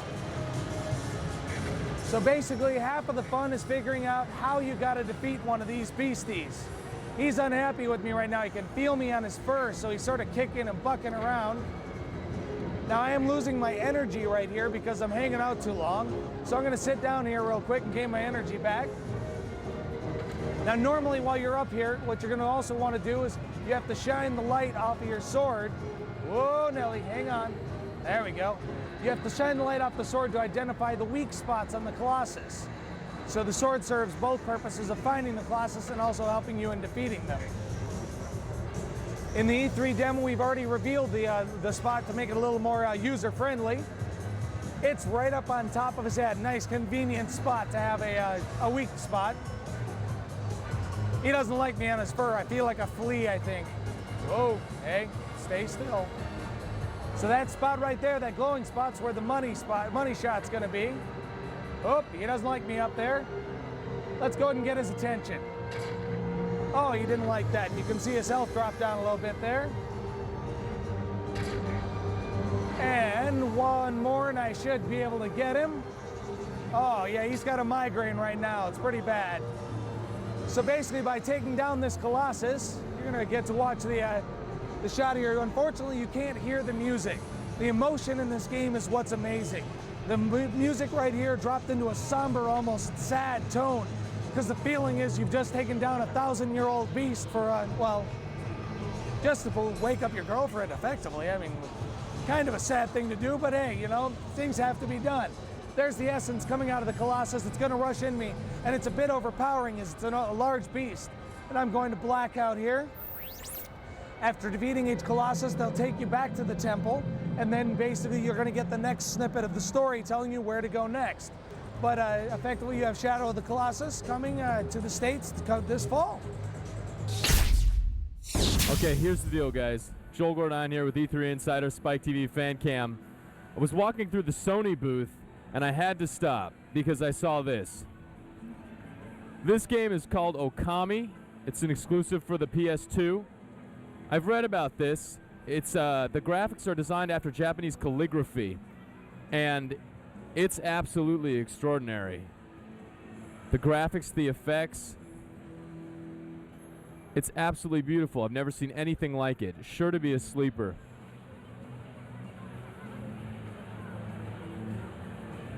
You know, we really need this kind of originality on our systems, especially during next gen, and people need to know that they can make games like this, take a chance, and we'll buy them. So make sure to be on the lookout for Okami when it releases. I mean, it is extraordinary. And that's Okami for PS2. Be on the lookout for it.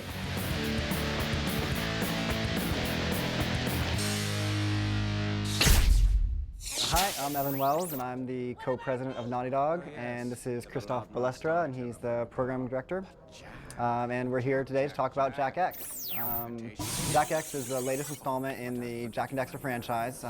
We really wanted to do something new with the franchise this time, make sure that we kept things fresh and kept evolving things. We wanted to look at what we did in Jak and Daxter in the past games and see an area that hadn't really been focused on enough. And something that we recognized right away in their character design that we've always had is racing elements. Jak has racing goggles on his head, and Daxter is wearing sort of a racing helmet. He's got the flaps. So it's always been part of their characters, and we've always included racing elements and racing portions of the game in our previous games, Jak 1, 2, and 3. We really felt that the racing area of the game could be fleshed out and be a full game of its own. We really felt that if we added a lot of new features like split screen, multiplayer, online, customizability, that we could actually turn it into a game in and of itself. So that's where we got Jak X. So here we got a race started, and you can see there's a nice visceral crash that I was describing earlier. So something we wanted to include in the Jak and Daxter game was just a really cool looking car. So we actually hired a transport design student out of a local college, the Pasadena Arts Center actually, to design all of our cars. And you know, he had the choice of going to Detroit and making real cars, or come to Naughty Dog and actually working with us and just you know, spreading his wings and going crazy. And you know, this is the result. We have some really cool looking cars that are fully customizable. I would like to add, you can actually switch out the body parts and make your look your own. So you can switch out the front fenders, the rear fenders, the side panels, the roof, the trunk, the hood, the exhaust, the rims. I mean, you can really tweak it out to be just how you want it to look, and then you can change the color and the stripes. And then you also get to see that be damaged in glorious fashion as you race around the track, bumping into walls. Your car will dent, the paint will scratch, the pieces will eventually start rattling around, shaking off, and getting ripped and tumbling down the road as you race by. and you can also jump in the water, as Christoph's demonstrating here. Christoph's demonstrating another type of gameplay we have. Something that Jak and Daxter games have always had is a lot of variety in the gameplay, so we wanted to make sure we included that as well in our racing game. So besides just your standard circuit race where you're racing around to try to get in first place by getting the lowest lap times, we introduced games like this, which is a death race. So you're out on the track and you actually aren't really competing against anybody but a score. And so you've got these drone cars which are generated out in front of you as you race around the track. And each time you shoot one, you get a point, and you can see the score incrementing there in the upper right corner. And for the first lap, you get 1 point per kill, but you're encouraged to race around the track as fast as you can, because on the second lap, kills will be worth 2 points, on the third lap, 3, and so on and so forth. We also have a combo meter. You can see that come up there at the top. If Christoph kills multiple cars in a small time frame, you actually start to rack up combos, and that'll increase your score even faster. And you've got to achieve a certain score just in order to get a bronze medal or a silver or gold medal on this track so that you can advance in the overall standings in the adventure mode. Which is another very important aspect of this game. We sort of have two sides of this. We have the adventure mode, and then we also have the multiplayer mode. And in adventure mode, we have, as I said, over 45 minutes of cinematics that tell a fun Jak and Daxter story, but we also have over 100 different events that you'll compete in and try to rack up a higher and higher medal count in order to finally enter the grand championships of Crass and take home the gold. But we also have the other side of things, which is the multiplayer aspect, which it's really cool. For the first time, Naughty Dog's games are going multiplayer, and so we have 2-player split-screen multiplayer, which you can play locally at home. But we've also included online this time, so you can go online with 6 of your friends and compete in every single event that's available in single player. Will also be available in multiplayer as well. This is an example of another type of venue we have. The previous 2 venues have been more track-based, which are more linear type experiences. This is a wide open, vast terrain arena that also has a variety of events in it. Here, this is just a simple death match. Oh, I'm sorry, this is not death match at all. This is an artifact race. And so in this event, you actually are racing around, and you can kill each other if you want, and that'll certainly slow them down. But in order to get points, you've got to race to the artifact, which is under that shaft of light there. And anyway, we're right on schedule to get this game out fall 2005. It's going to be great, and I think everybody's got to own this game. Jak and Daxter fans, racing fans, any vehicular combat fans, you got to get this game. You know, except for a little rash in the nether regions, I feel fine.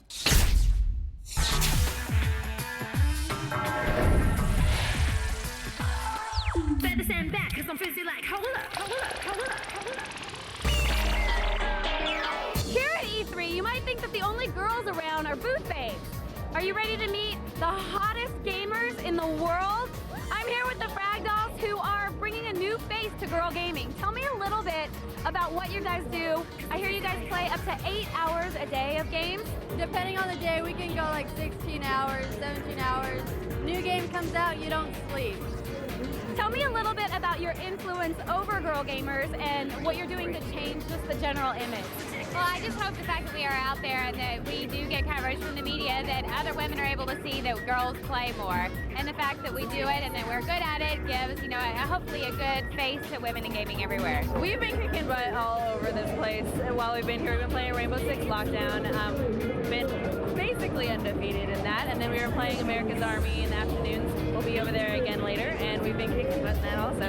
It's really fun to have these guys come up, and we're just like, you guys are gonna lose. You know that, right? It's true. And they're like, no, we can beat you. And they all come up, and then they have respect. Do you think that you could beat a Frag Doll? I don't think so. So for all you guys who think the only gals in gaming are the leather-clad pixelated beauties on your screen, think again and prepare to get fragged. The Frag Dolls!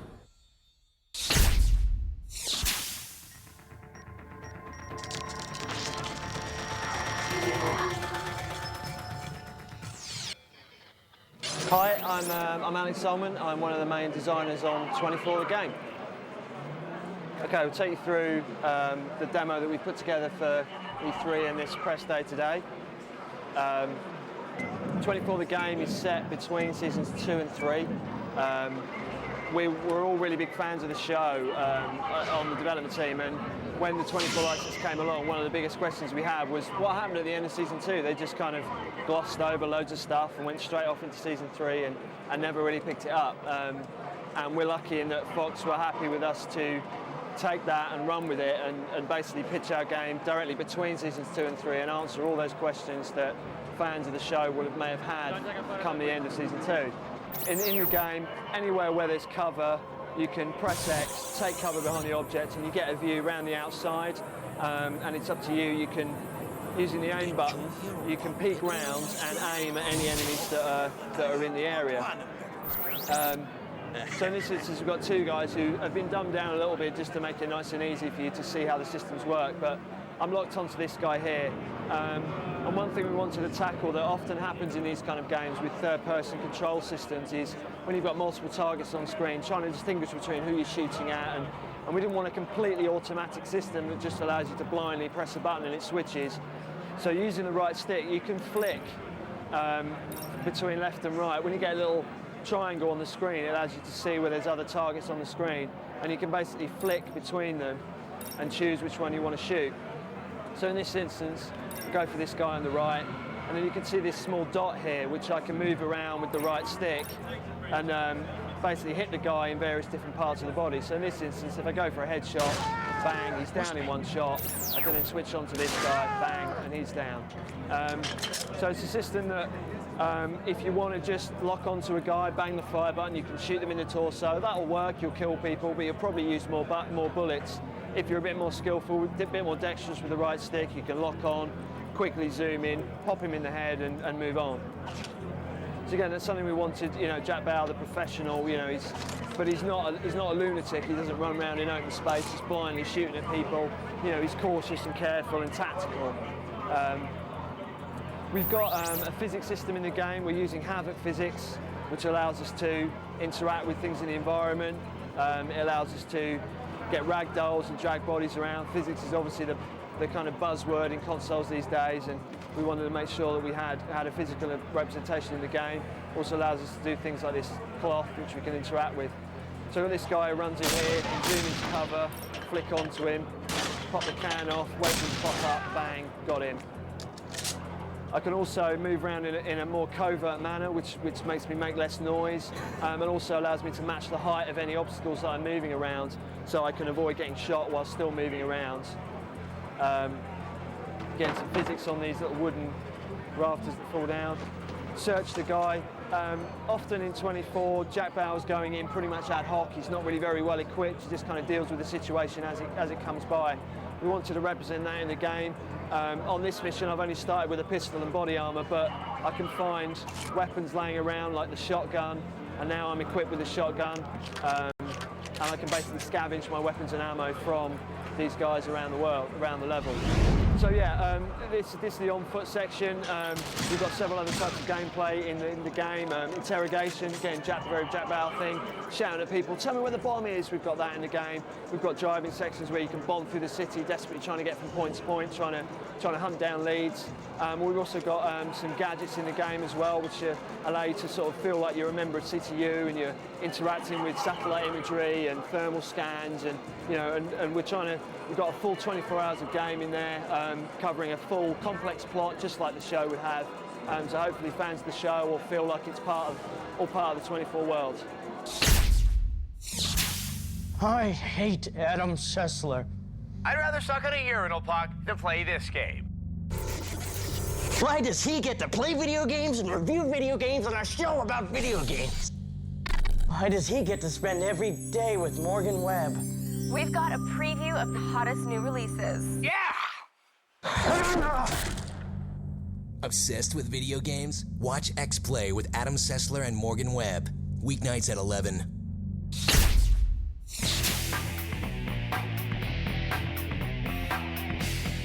All right, Oliver here at the Namco booth. I promise you, these people have come a long way from Pac-Man. They got 26 titles, and I don't have a lot of time, so let's go.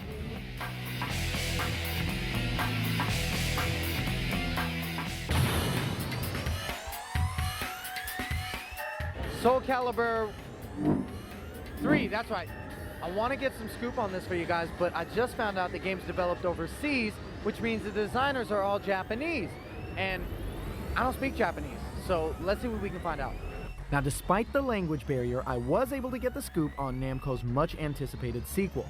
In this PlayStation 2 exclusive title, you can pick from more than 20 classic characters, 3 new characters, or create your own character to see which warrior will win the Battle of Blades. There's even a world competition mode, and you can also check out the history of past Soul Calibur games in the museum.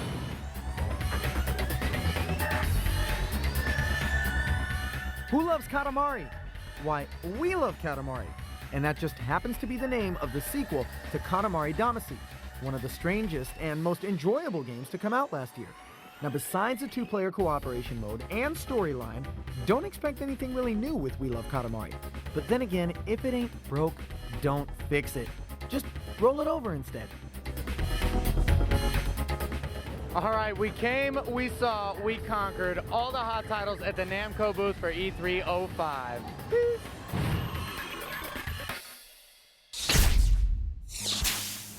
Stick a piece of crap on the Katamari ball. And our piece of crap is an E3 Insider Triangle. And that's how you add crud to Katamari's beautiful ball. God bless Namco for coming up with the most random game of all time. You got a baseball bat, you got a toilet seat, a glove, an easy chair. Really great. I wonder who gets the Katamari ball after E3. You could like put it in your basement, just have it, I guess.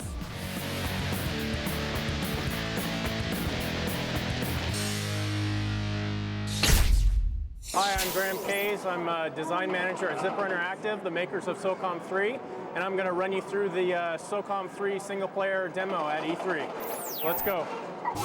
So the first thing that we've tried to do with the single-player game is to really ramp up the action for it. And you'll notice in the single-player demo that you'll see a lot more action on the screen. You got tracer fires, you got a helicopter coming in. We wanted the action portions of the game to really be ramped up in this version. To provide a lot more excitement, and we also wanted to balance that with the stealth gameplay that SOCOM is known for.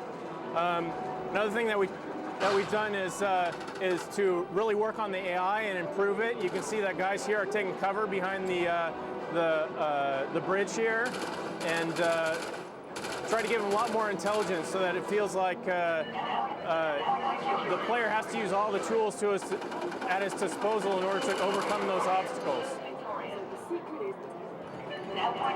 You also have your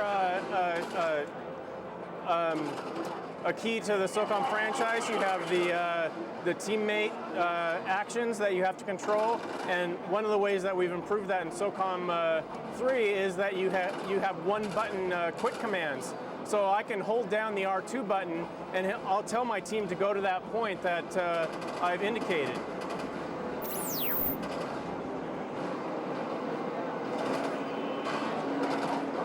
And you can see them running up here. They're going to go to the point that I told them to go to. I'll follow your lead, Commander.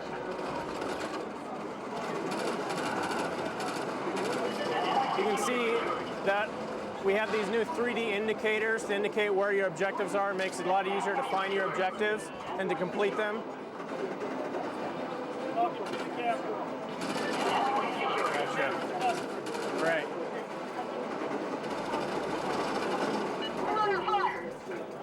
I'm going to clear this objective really quick, and then I'll show you another great addition to SOCOM 3, which is that of vehicles. Nice job neutralizing that first patrol. Objective complete. Much like the other single-player objectives, SOCOM is really based on team tactics. So by adding vehicles to the game, that provides a new dimension to that team tactics. Each vehicle has several seats in it so that your team can come with you and complete your objectives. I'm going to hop in the gunner seat right here, and my buddies will hop into some of the other seats in the vehicle. As part of the authentic seal experience, one of the things that we've done with the franchise is really try to use the type of ordnance and vehicles that the seals will actually use. This is a special seal gun-configured Humvee. You can see there's guns on every single seat except the driver's seat. It's much more effective gun platform for the seals when they go into dangerous situations.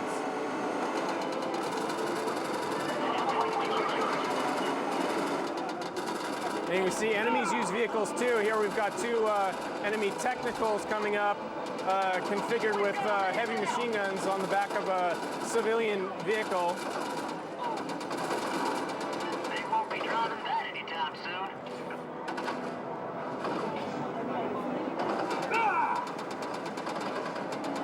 Now, the missions in SOCOM 3, they're going to be up to 6 times bigger because we have to account for the accommodation of having wide open terrain for vehicles. And you'll notice that certain areas of the mission are vehicle areas where, like this roundabout, is definitely a vehicle area where your vehicle is expected to go around. But then you also have areas where your team has to go in and infiltrate, like this house. The vehicles can't get in there. So those are the kind of things you can look forward to SOCOM 3 coming this fall.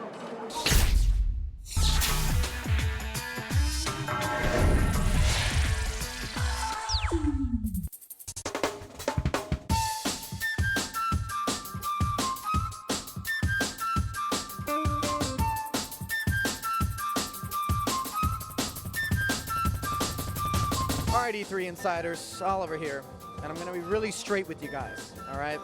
I was supposed to cover some games here at the Atari booth. I was supposed to cover Indigo Prophecy 2. I was supposed to cover Test Drive Unlimited, and I was supposed to cover D&D Online.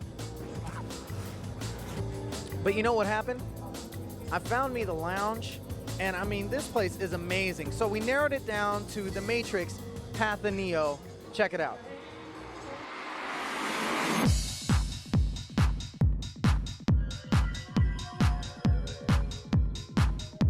If you get this one, then you get them all in one.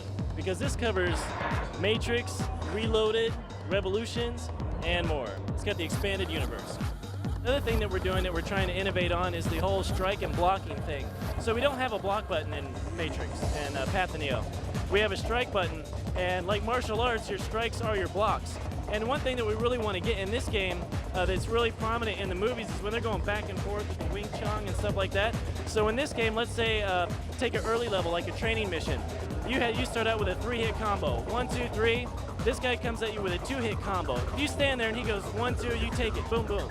You go up to him, 1, 2, 3. He's going to throw a 2-hit block because he has a 2-hit combo in his system. So he goes block, block, but then he's out of combos. Your third one, if you follow through, is going to hit him.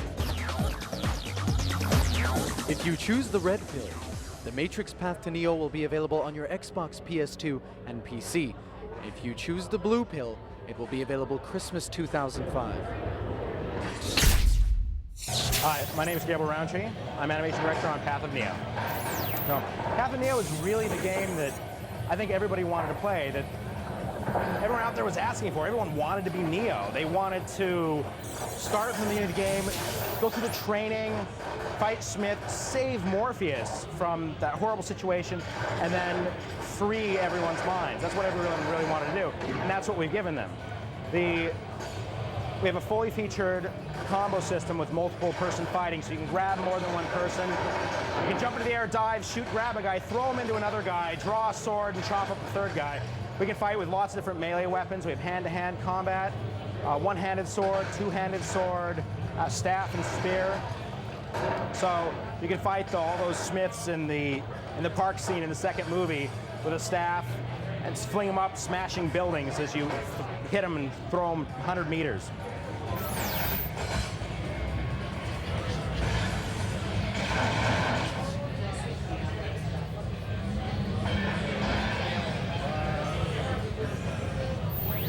Technology-wise, we've got some really cool new features going on. We have depth of field, so like in a movie, you know how you're on one guy and somebody in the background is blurred out, and then they go between focus between one guy and the other. We can do that.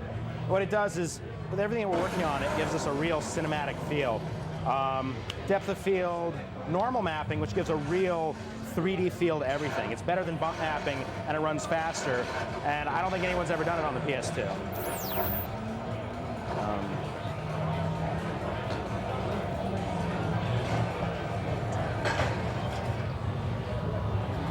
So the riot cops, if you jump kick them, you'll knock the shields out of their hand, because they're pretty much bullet invulnerable. So each character in the game, they're pretty much tuned to have a specific weakness. So in the case of the riot cops, you can evade over their heads and kick them in the back, and they'll make them drop a shield, or go into a focused jump kick, and you can take them out. That's the boss in the level. We also actually, with the combo system, we've greatly improved everything we did from the past. We have an on-screen hint system where if you grab somebody, it pops up button options, so you know that if you press triangle, triangle, triangle really fast, they'll go into the fist bouquet and hit them 100 times in a second. But then if you grab and strike, strike, strike again, you'll uppercut him into the air and hit him again, again, and then uppercut him. What we've done is put a bunch of continuers into the game so that you can do one big move and transition to another big move once you learn it. So there's a lot of depth there for the hardcore gamer. So we're releasing Path of Neo at the end of the year. It'll be on Xbox, PS2, and PC.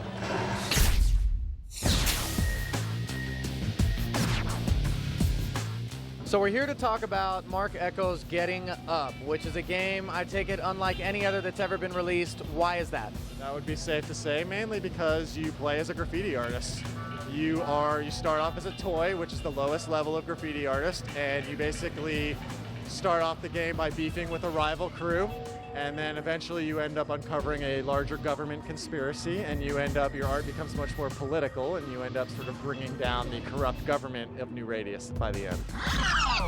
How much of Mark Echo's personal life, since he's tagged onto the game here, no pun intended, is represented in the game itself? Mark, certainly Mark is the creative director for this game. This was his idea almost 7 years ago. Mark was a graffiti artist, but I would say that's probably where the real life similarities end.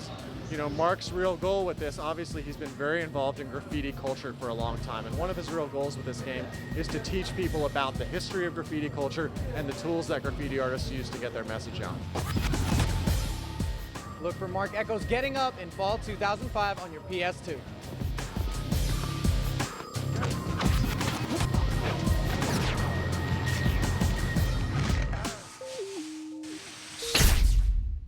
Hi, my name is Guillaume de Fondomière, and I'm the executive producer of Indigo Prophecy. Indigo Prophecy is a new type of experience. It is an adventure, I should say an interactive drama that is taking place in New York today. Indigo Prophecy is the story of an ordinary man. It's called Lucas Kane, and one day he's going to enter into a diner, and something extraordinary is going to happen to him. He's going to stab a totally innocent person. He doesn't know why he stabs this person, but he commits this murder, and he will have to face the brutal consequences of his action. Lucas is waking up from his trance, and here we go. I didn't want... It was like a dream.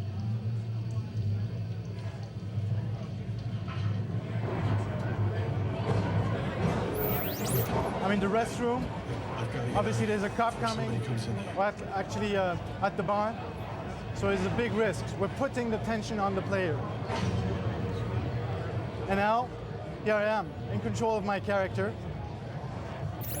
There's always a camera following you. But you can also switch cameras. It's a very easy interface, actually.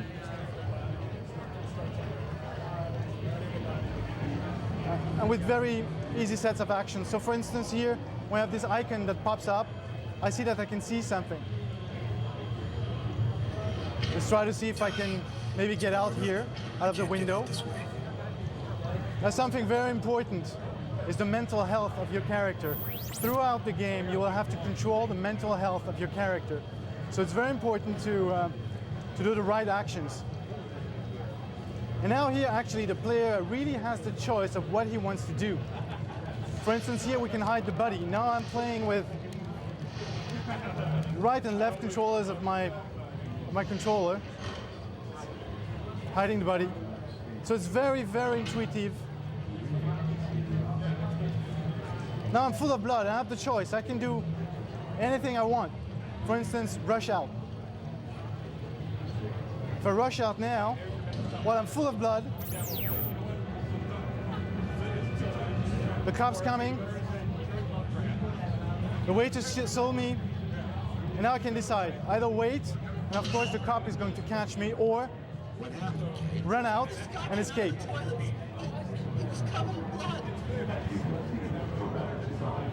And here I go. Something very important, we're playing with different windows, so you can follow the action of the game in different locations. And here the cop discovers the buddy. Now, something I want to show you. Let's go back to exactly the same scene. And I want to show you how your action really affects the story. So here again, I'm going to hide the buddy. First thing.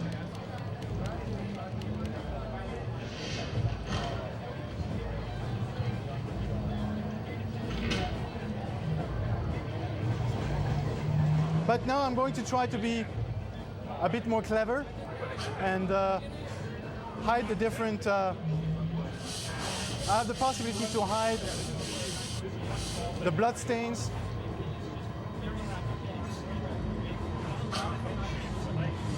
There's nothing right or wrong I can do, but depending on my actions, actually the story is going to unfold totally differently. Now I'm going to wash myself, so I'll be able to get out of this room pretty normally, and you will see I will not attract attention. So here I am. I'm not full of blood. No one knows I committed the murderer. And I can decide, for instance, to leave. The waitress, she noticed something. I'm done for.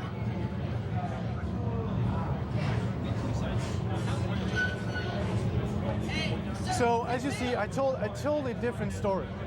Indigo Prophecy has been developed on PlayStation 2, Xbox, and PC, and is going to be released on September 9th worldwide.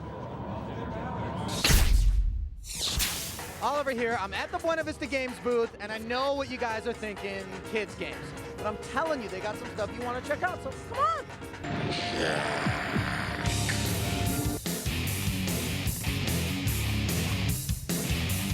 All right, Mike, Nightmare Before Christmas. Everybody knows the movie. Now you guys got the game going on, and I know that one of the big challenges is really recreating the movie for people. Talk a little bit about that for me. Well, there's really two words to that, and that's Tim Burton.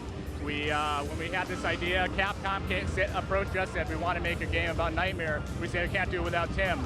So we got Tim in, we gave him some storylines, and we said, hey, we got an idea for a sequel to the movie. So this actually takes place a year after the end of the film.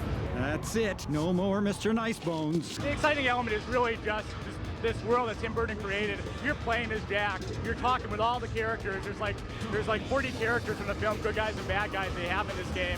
And you're going to places you saw in the movie that you wanted to go into, but it's not just like playing a movie. It's playing a different story. You go other places. The Chronicles of Narnia has actually paid homage to one of the most underrepresented mythical creatures, the Minotaur. How do you enjoy being in the game? How are the game and the movie related? Well, the game and the movie are definitely tied together very closely. The Chronicles of Narnia and The Lion, the Witch, and the Wardrobe is such a great story. We want to do our best to make sure that we convey that story right back to the customers. Now, what sort of gameplay modes are going to be available to users? The cornerstones of the game are cooperation and collaboration, and obviously we've got great creatures in combat. So the two players will work together, and you can switch between any of the available characters on the screen at any time, live. And when two players, they can switch between themselves, and they can also combine characters to perform powerful combo moves and additional strength moves and power moves that make it a lot of fun. So it's really designed to have two players sitting side by side and have a fantastic experience playing through the story.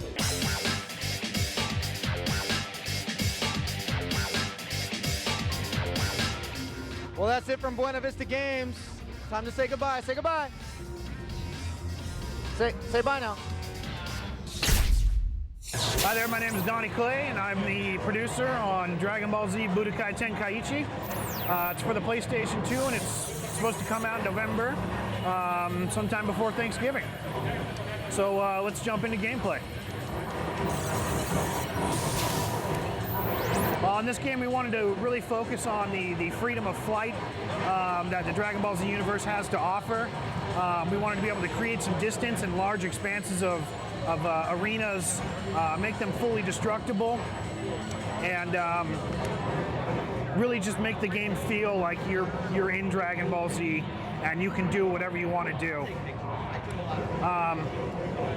Some of the interesting features, we're going to have around 60 playable characters, which is pretty impressive for a PS2 game, or for any game for that matter. There should be around 8 destructible environments. They're all really large. Character models are beautiful. And the levels, like I said, are all fully destructible, so that's what we've been focused on. We wanted to make sure we made a good game, not just for Dragon Ball Z players, but video game fans in general. I think we've achieved that personally. The game is fast, frenetic. You can really fly around, get a sense of the freedom of the game. You can take care of business with super moves like you normally can in DBZ. But we wanted to really emphasize being able to create the distance in the game and kind of hide behind the environment and take pot shots at your opponent as you play.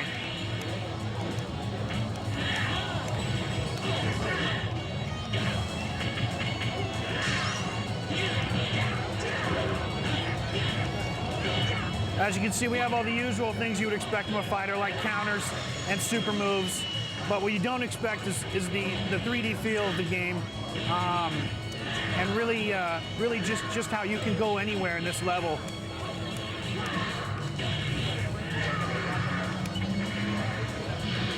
You can see right there, I just destroyed the cell ring.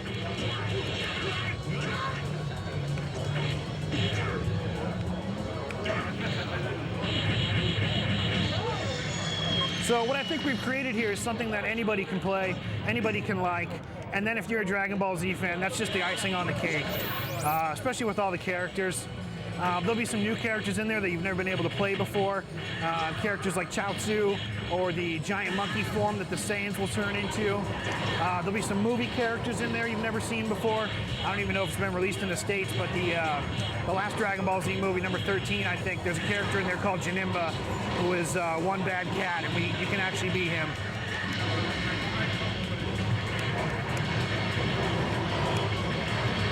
You can see just how destructible these environments are as I fly through, and really how fast-paced the game is.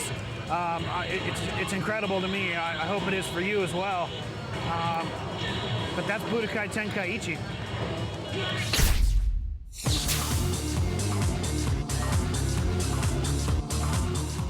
Are you guys ready to see what Square Enix has to offer? Kingdom Hearts 2, Dragon Quest 8, Radiata Stories, Full Metal Alchemist, the Final Fantasy franchise, highly anticipated, and their ventures into mobile gaming. Take a look.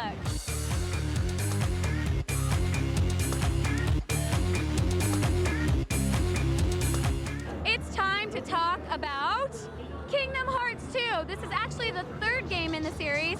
Felice Wu of Square Enix is going to tell us a little bit about how it came to be. We're going to have a lot of new Disney worlds again. We have Pirates of the Caribbean as one of our worlds that was announced, and the Mulan world. So Ming-Na is going to play Mulan, as she did in the movie. James Woods is playing Hades in the Hercules world, and Haley Joel Osment's playing Sora again. And when's the release date? It's this winter, 2005. Our next stop on the Square Enix booth tour is Dragon Quest 8. It's called Journey of the Cursed King. This is the first title in the series that we're releasing after the merger with Square Enix. It's a huge cultural phenomenon in Japan. It's an opposite, so it has to come out on a weekend. This title in Japan, when it released, it sold over 3 million copies. Another hot title is Radiata Stories. stories. Why is Square Enix so excited about this title? This is a title that's developed by Tri-Ace, which is the same company who did Star Ocean. It's just got really, really beautiful graphics, and it has like a sense of humor about it. Instead of just hitting things to open them up like boxes, you can like kick it. So you should kick everything that you see, and you can get potions or treasure.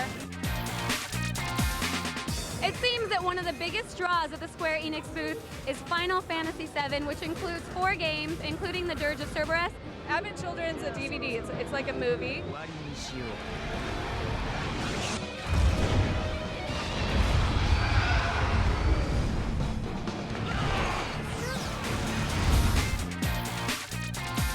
Final stop on the booth tour. It's all about mobile gaming, and we're going to get to see some of Before Crisis actually on a cell phone. Yeah, this is part of Final Fantasy VII compilation. It's the second one, and it's 6 years before the first Final Fantasy VII. You get to play the Turks, which were the bad guys in the original story. Our company really wants to get into mobile gaming because of the networking capabilities and being able to play against your friends and on the go. And that concludes your booth tour of Square Enix. With that lineup, they've got a lot in store. I'm Keisuke Kikuchi, the producer of Fatal Frame 3. So I wanted to make this game the most scary one. So Fatal Frame 3 has 3 major features. So one of them is in this game, the characters come and go between the world of reality and the world of nightmare. There are 3 playable characters available in this game, and each of them has different ability. So player has to find out has to play them accordingly to their characteristics. The third feature is tattoo. So we call it the curse of tattoo, and it spreads over the body. And once it fully covers the body, you cannot come back to the world of reality from the nightmare. So in the world of nightmare, there are many ghosts. There is a ghost wearing a tattoo all over her body, and that ghost attacks the character. And so those characters have to find out the mystery and the secret of tattoo, and they have to try to stop that, stop it spread over the body. So in addition to those major features, he wanted to make this one is the ultimate, the most scary scary game. That's why overall screen effects has been much improved this time.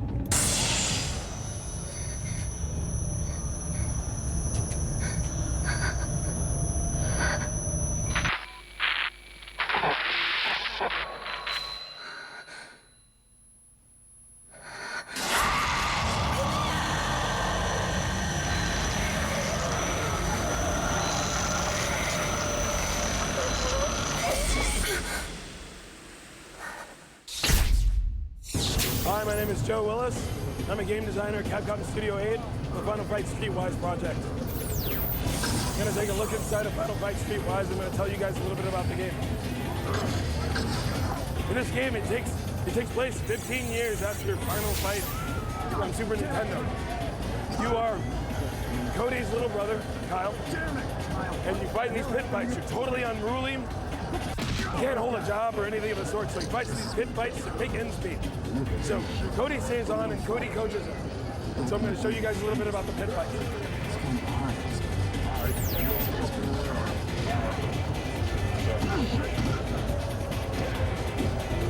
Controls are really simple.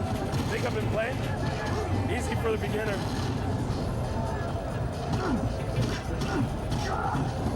Don't put your money on me. Come on.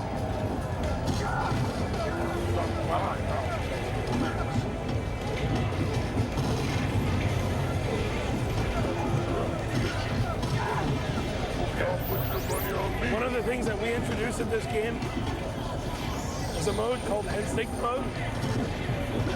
And when you hold the L2 button, it increases the power of your hits.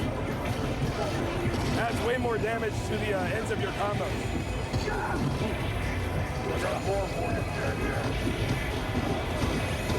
You can take all of your normal moves, mix up your combos with your grab moves, and get really elaborate combos in the game. So in the story, you meet Cody at the bar. And these guys come looking for Cody. And of course, you being his little brother, you're not having that. So you and Cody get into it. Next thing you know, it's an all-out bar fight. Breaking chairs over heads, smashing people upside the head with pool cues, knocking bottles over, kicking ass. And every weapon that you hold, you can do grab moves, combos, you can mix your fists with knife slashes, and even gun moves. Awesome.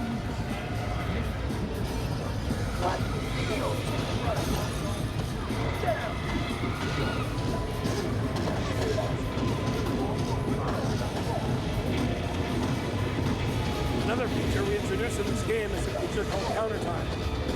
I'll show you a little bit about that. While in instinct mode, if you block or if you parry a move at the right time, you have a very similar bullet time-like effect.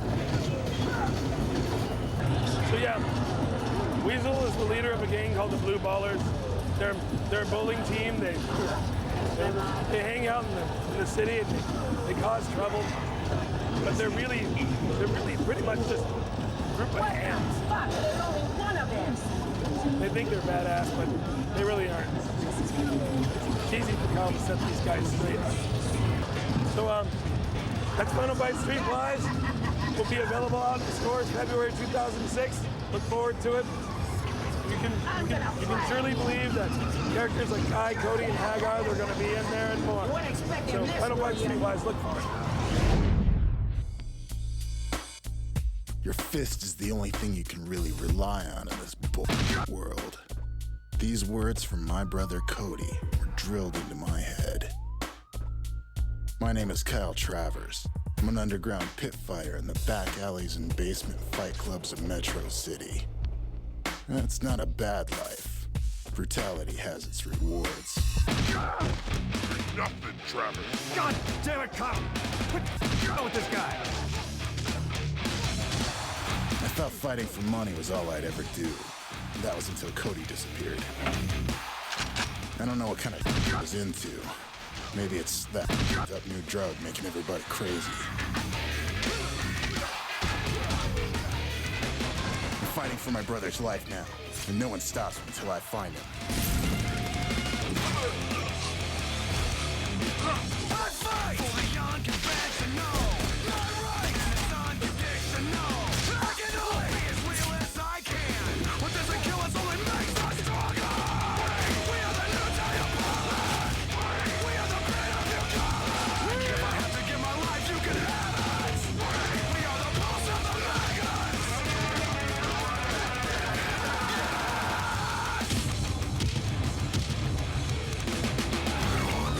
This is my destiny.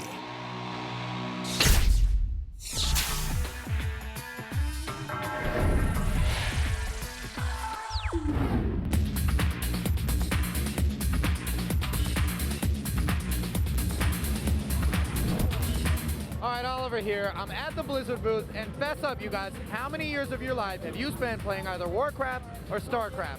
Well, I'm here with the good people at Blizzard to get you the scoop on what you're going to be spending the next few years playing. All right, I'm here with Kelly Chun, who's the associate producer for StarCraft Ghost. Kelly is the man to talk to if you want to know something about StarCraft Ghost. So, what is new? What's the bomb? What's going on with Ghost? Give me the scoop. Okay, so StarCraft Ghost, the single player, is centered around the main character named Nova, and she's going to be part of this Terran Dominion army. We'll also be introducing a multiplayer. What we're showing right now is we're composing mostly of Terran units, but we're definitely looking forward to putting in Zerg and Protoss units, so that everybody that was playing the RTS back before will really kind of feel like at home, be that one guy just kicking ass and going through the game. We're going to be putting in deathmatch, team deathmatch, matches called Capture the Base, Hunt, onslaught, and presenting it in a multiplayer fashion. Now, what's the status of the game? How close to done are you guys on this thing? We really were focusing on like additional like new content. If it requires us to actually go into the 2006, the first half of that year, in order to deliver a powerful game, that's what we're going to do. My name is Nico Bahar. I'm the associate producer on LA Rush. Here we have one of over 80 races that we have in LA Rush. This one being a point A to point B. We've got circuit races. We've got a variety of different races that populate our menu. As you can see, we've got a great sensation of speed in the game. Cars look beautiful. Great crashes coming up. Let me give you a nice little demo of what one looks like. Wow. Huge impact. The good thing about this, though, is that we try to throw you right back in the race because we don't want you to sit here and go, this guy just whizzed past me during this crash. So we try to get you right back into it. We've got over 350 drivable miles of LA that populate our city streets that fade in and out on occasion. Now, as you can see here, we've got a pimped out ride that was done courtesy of West Coast Customs. West Coast Customs are not only integral to our story, but any car that you acquire, win, or buy can be taken to West Coast Customs and they will pimp it out using the latest aftermarket parts. As you can see, we've got key areas of Hollywood, we've got South Central, downtown, we've got LAX. I mean, we've got just tons and tons of LA personality written all over this game.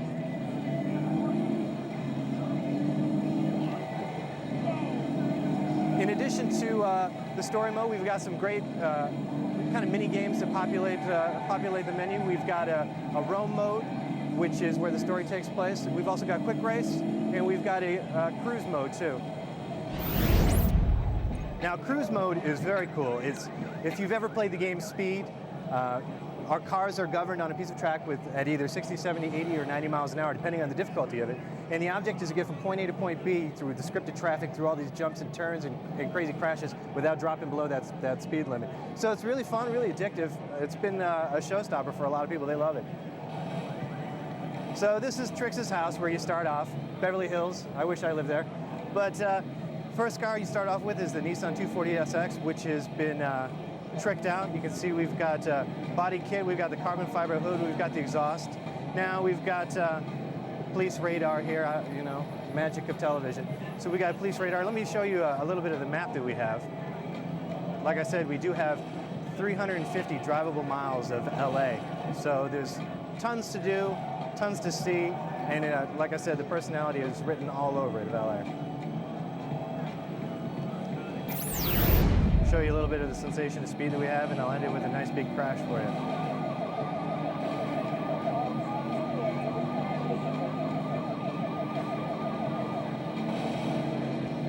And we'll drive right by our dear friends at West Coast Customs right over here. And what's LA without traffic? We've got a great dynamic traffic system that's pretty much all over the place. It's the most fun that you're going to have in traffic for a long time, I guarantee it.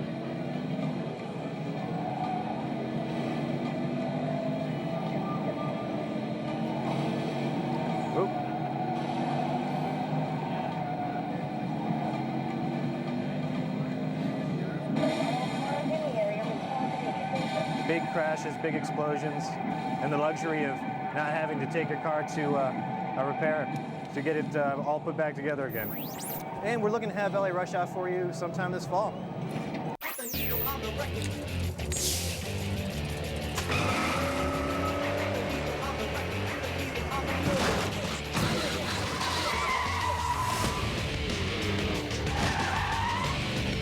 Midway presents the only street racing game featuring the crew at the world-famous West Coast Customs with intense speeds and killer jumps. Hold on tight for the return of Rush.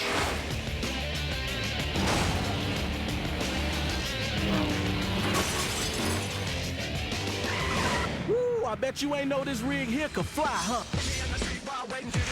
For you, there's no rush bigger than speed. All these rides are yours, fully pimped out and juiced up. But now that you've got it all, there's one man who knows that to take you down, he's got to take what's yours. Your rides. Woo, see you in the rear view, son.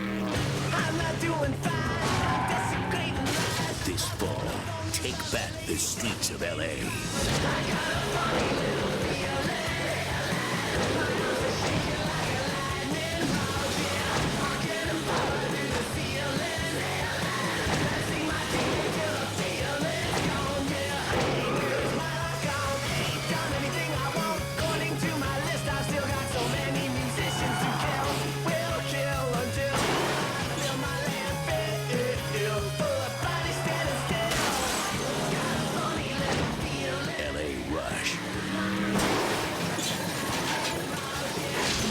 Coming fall 2005.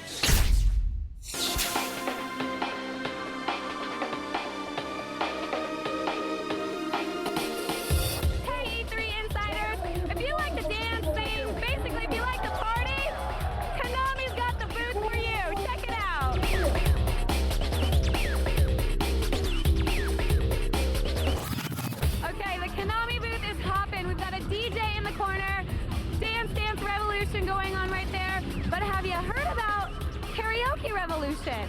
We're gonna go check it out. I'm not gonna sing for you because it will be painful to your ears, but let's go see what this guy sounds like.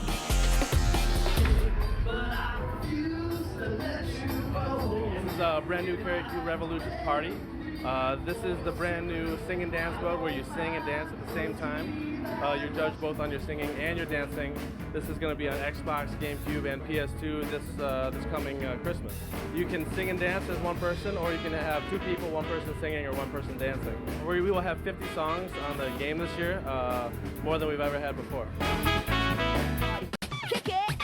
Konami's booth is definitely hopping. Right now we have entered Club Revolution. Beat Mania started out as an arcade game. It's an interactive DJ simulation game. So you're actually dropping the beats, spinning the tracks, and putting the whole song together all in real time. You've got a turntable that you can scratch up and down, and then here you've got what looks like a mini keyboard. Notes come down on the screen. You got to hit the corresponding key here or scratch. Wiki, wiki, wiki. Konami is definitely the pioneer and the leader in music games. Okay, so we've left Club Revolution, stepped out of the music hype. I'm with Matt Knowles, who's going to talk to us about Castlevania, another hot release for Konami. What you're looking at is Curse of Darkness. It's coming out on the PlayStation 2 and Xbox this fall. We've introduced a new character, a new storyline, and the story focuses all around betrayal and revenge. And that's going to do it from the Konami booth. Did a little dancing, a little clubbing, hung out with Dracula, and Konami is so determined to pull in an audience, they're even giving away TVs, entertainment systems, consoles, and they're going to have a dance show coming up. We're going to take a look. There it is right there. I'm going to sit down and enjoy it myself, so I'll check you guys out later. Hi, my name is Charlie Beeson. I'm going to be showing you Inuyasha Feudal Combat today. It's on the PS2. As you can see here, we have some really beautiful environments that really capture the feel of the animated series. I'm going to purify this evil. This game features your favorite characters from the animated series, and you actually get to partner up with your characters and use their friendship and bond, like you would see in the anime, to increase your team skills and fight more effectively, like in the anime. As you can see here, I'm fighting a 2-on-2 battle, so I can have my partner character attack the enemy's partner, or I can have it attack the enemy himself.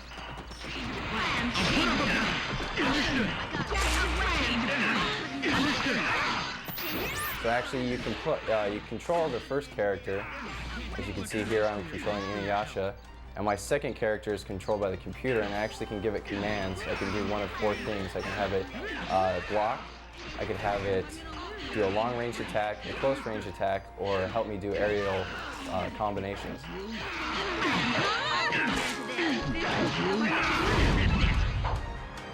That's it. I'm counting on you. Understood. As you progress through story mode, you can actually increase the bond that you have with your characters by working together effectively as a team and destroying your enemy in ways that you would see in the anime. And you can actually level them up and increase their bonds that would make you a more effective fighting team. Understood.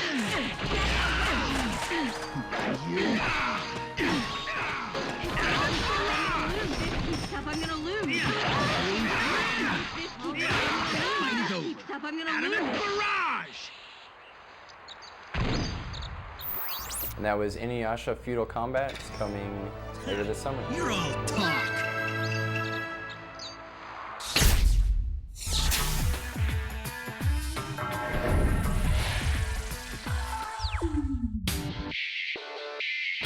Stacey and Oliver here. Hey. Wrapping up E3 2005. What were some of your favorite moments? All right, I like the next-gen console stuff and the NC Soft booth where they had that whole mutator band going. That was really, really cool. Stace, yourself? Make-A-Wish Foundation, of course. Always I great. also loved all the mobster titles. There was Scarface, Taxi Driver, and of course, The Godfather, and mobile gaming. Huge this year. Let's not forget The massage. the Tylenol Ouch Couch. We spent some time over there. Great. Here's some of our other favorite stuff. Check it out.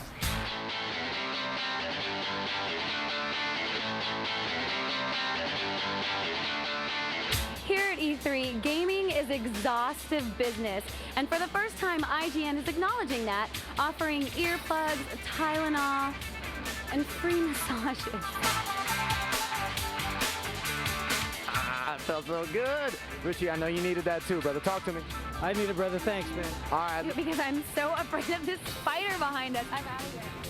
Okay, that's going to wrap up your coverage for E305. We hope you had as much fun as we did, and we want to say a special thank you to everyone behind the scenes who made it happen. There's a lot of folks that made it happen, but in particular, we're going to thank the folks that made E3 Expo happen with the ESA, the staff on E3 Insider, and of course, Brian, our voice from above. who last time I checked was chasing around Namco booth babes, which is why he's not here. Of course he was. Oh, listen, I'm Oliver Najad. I'm Stacey Barcelata, and we'll see catch you next year at E306. Bye. Later.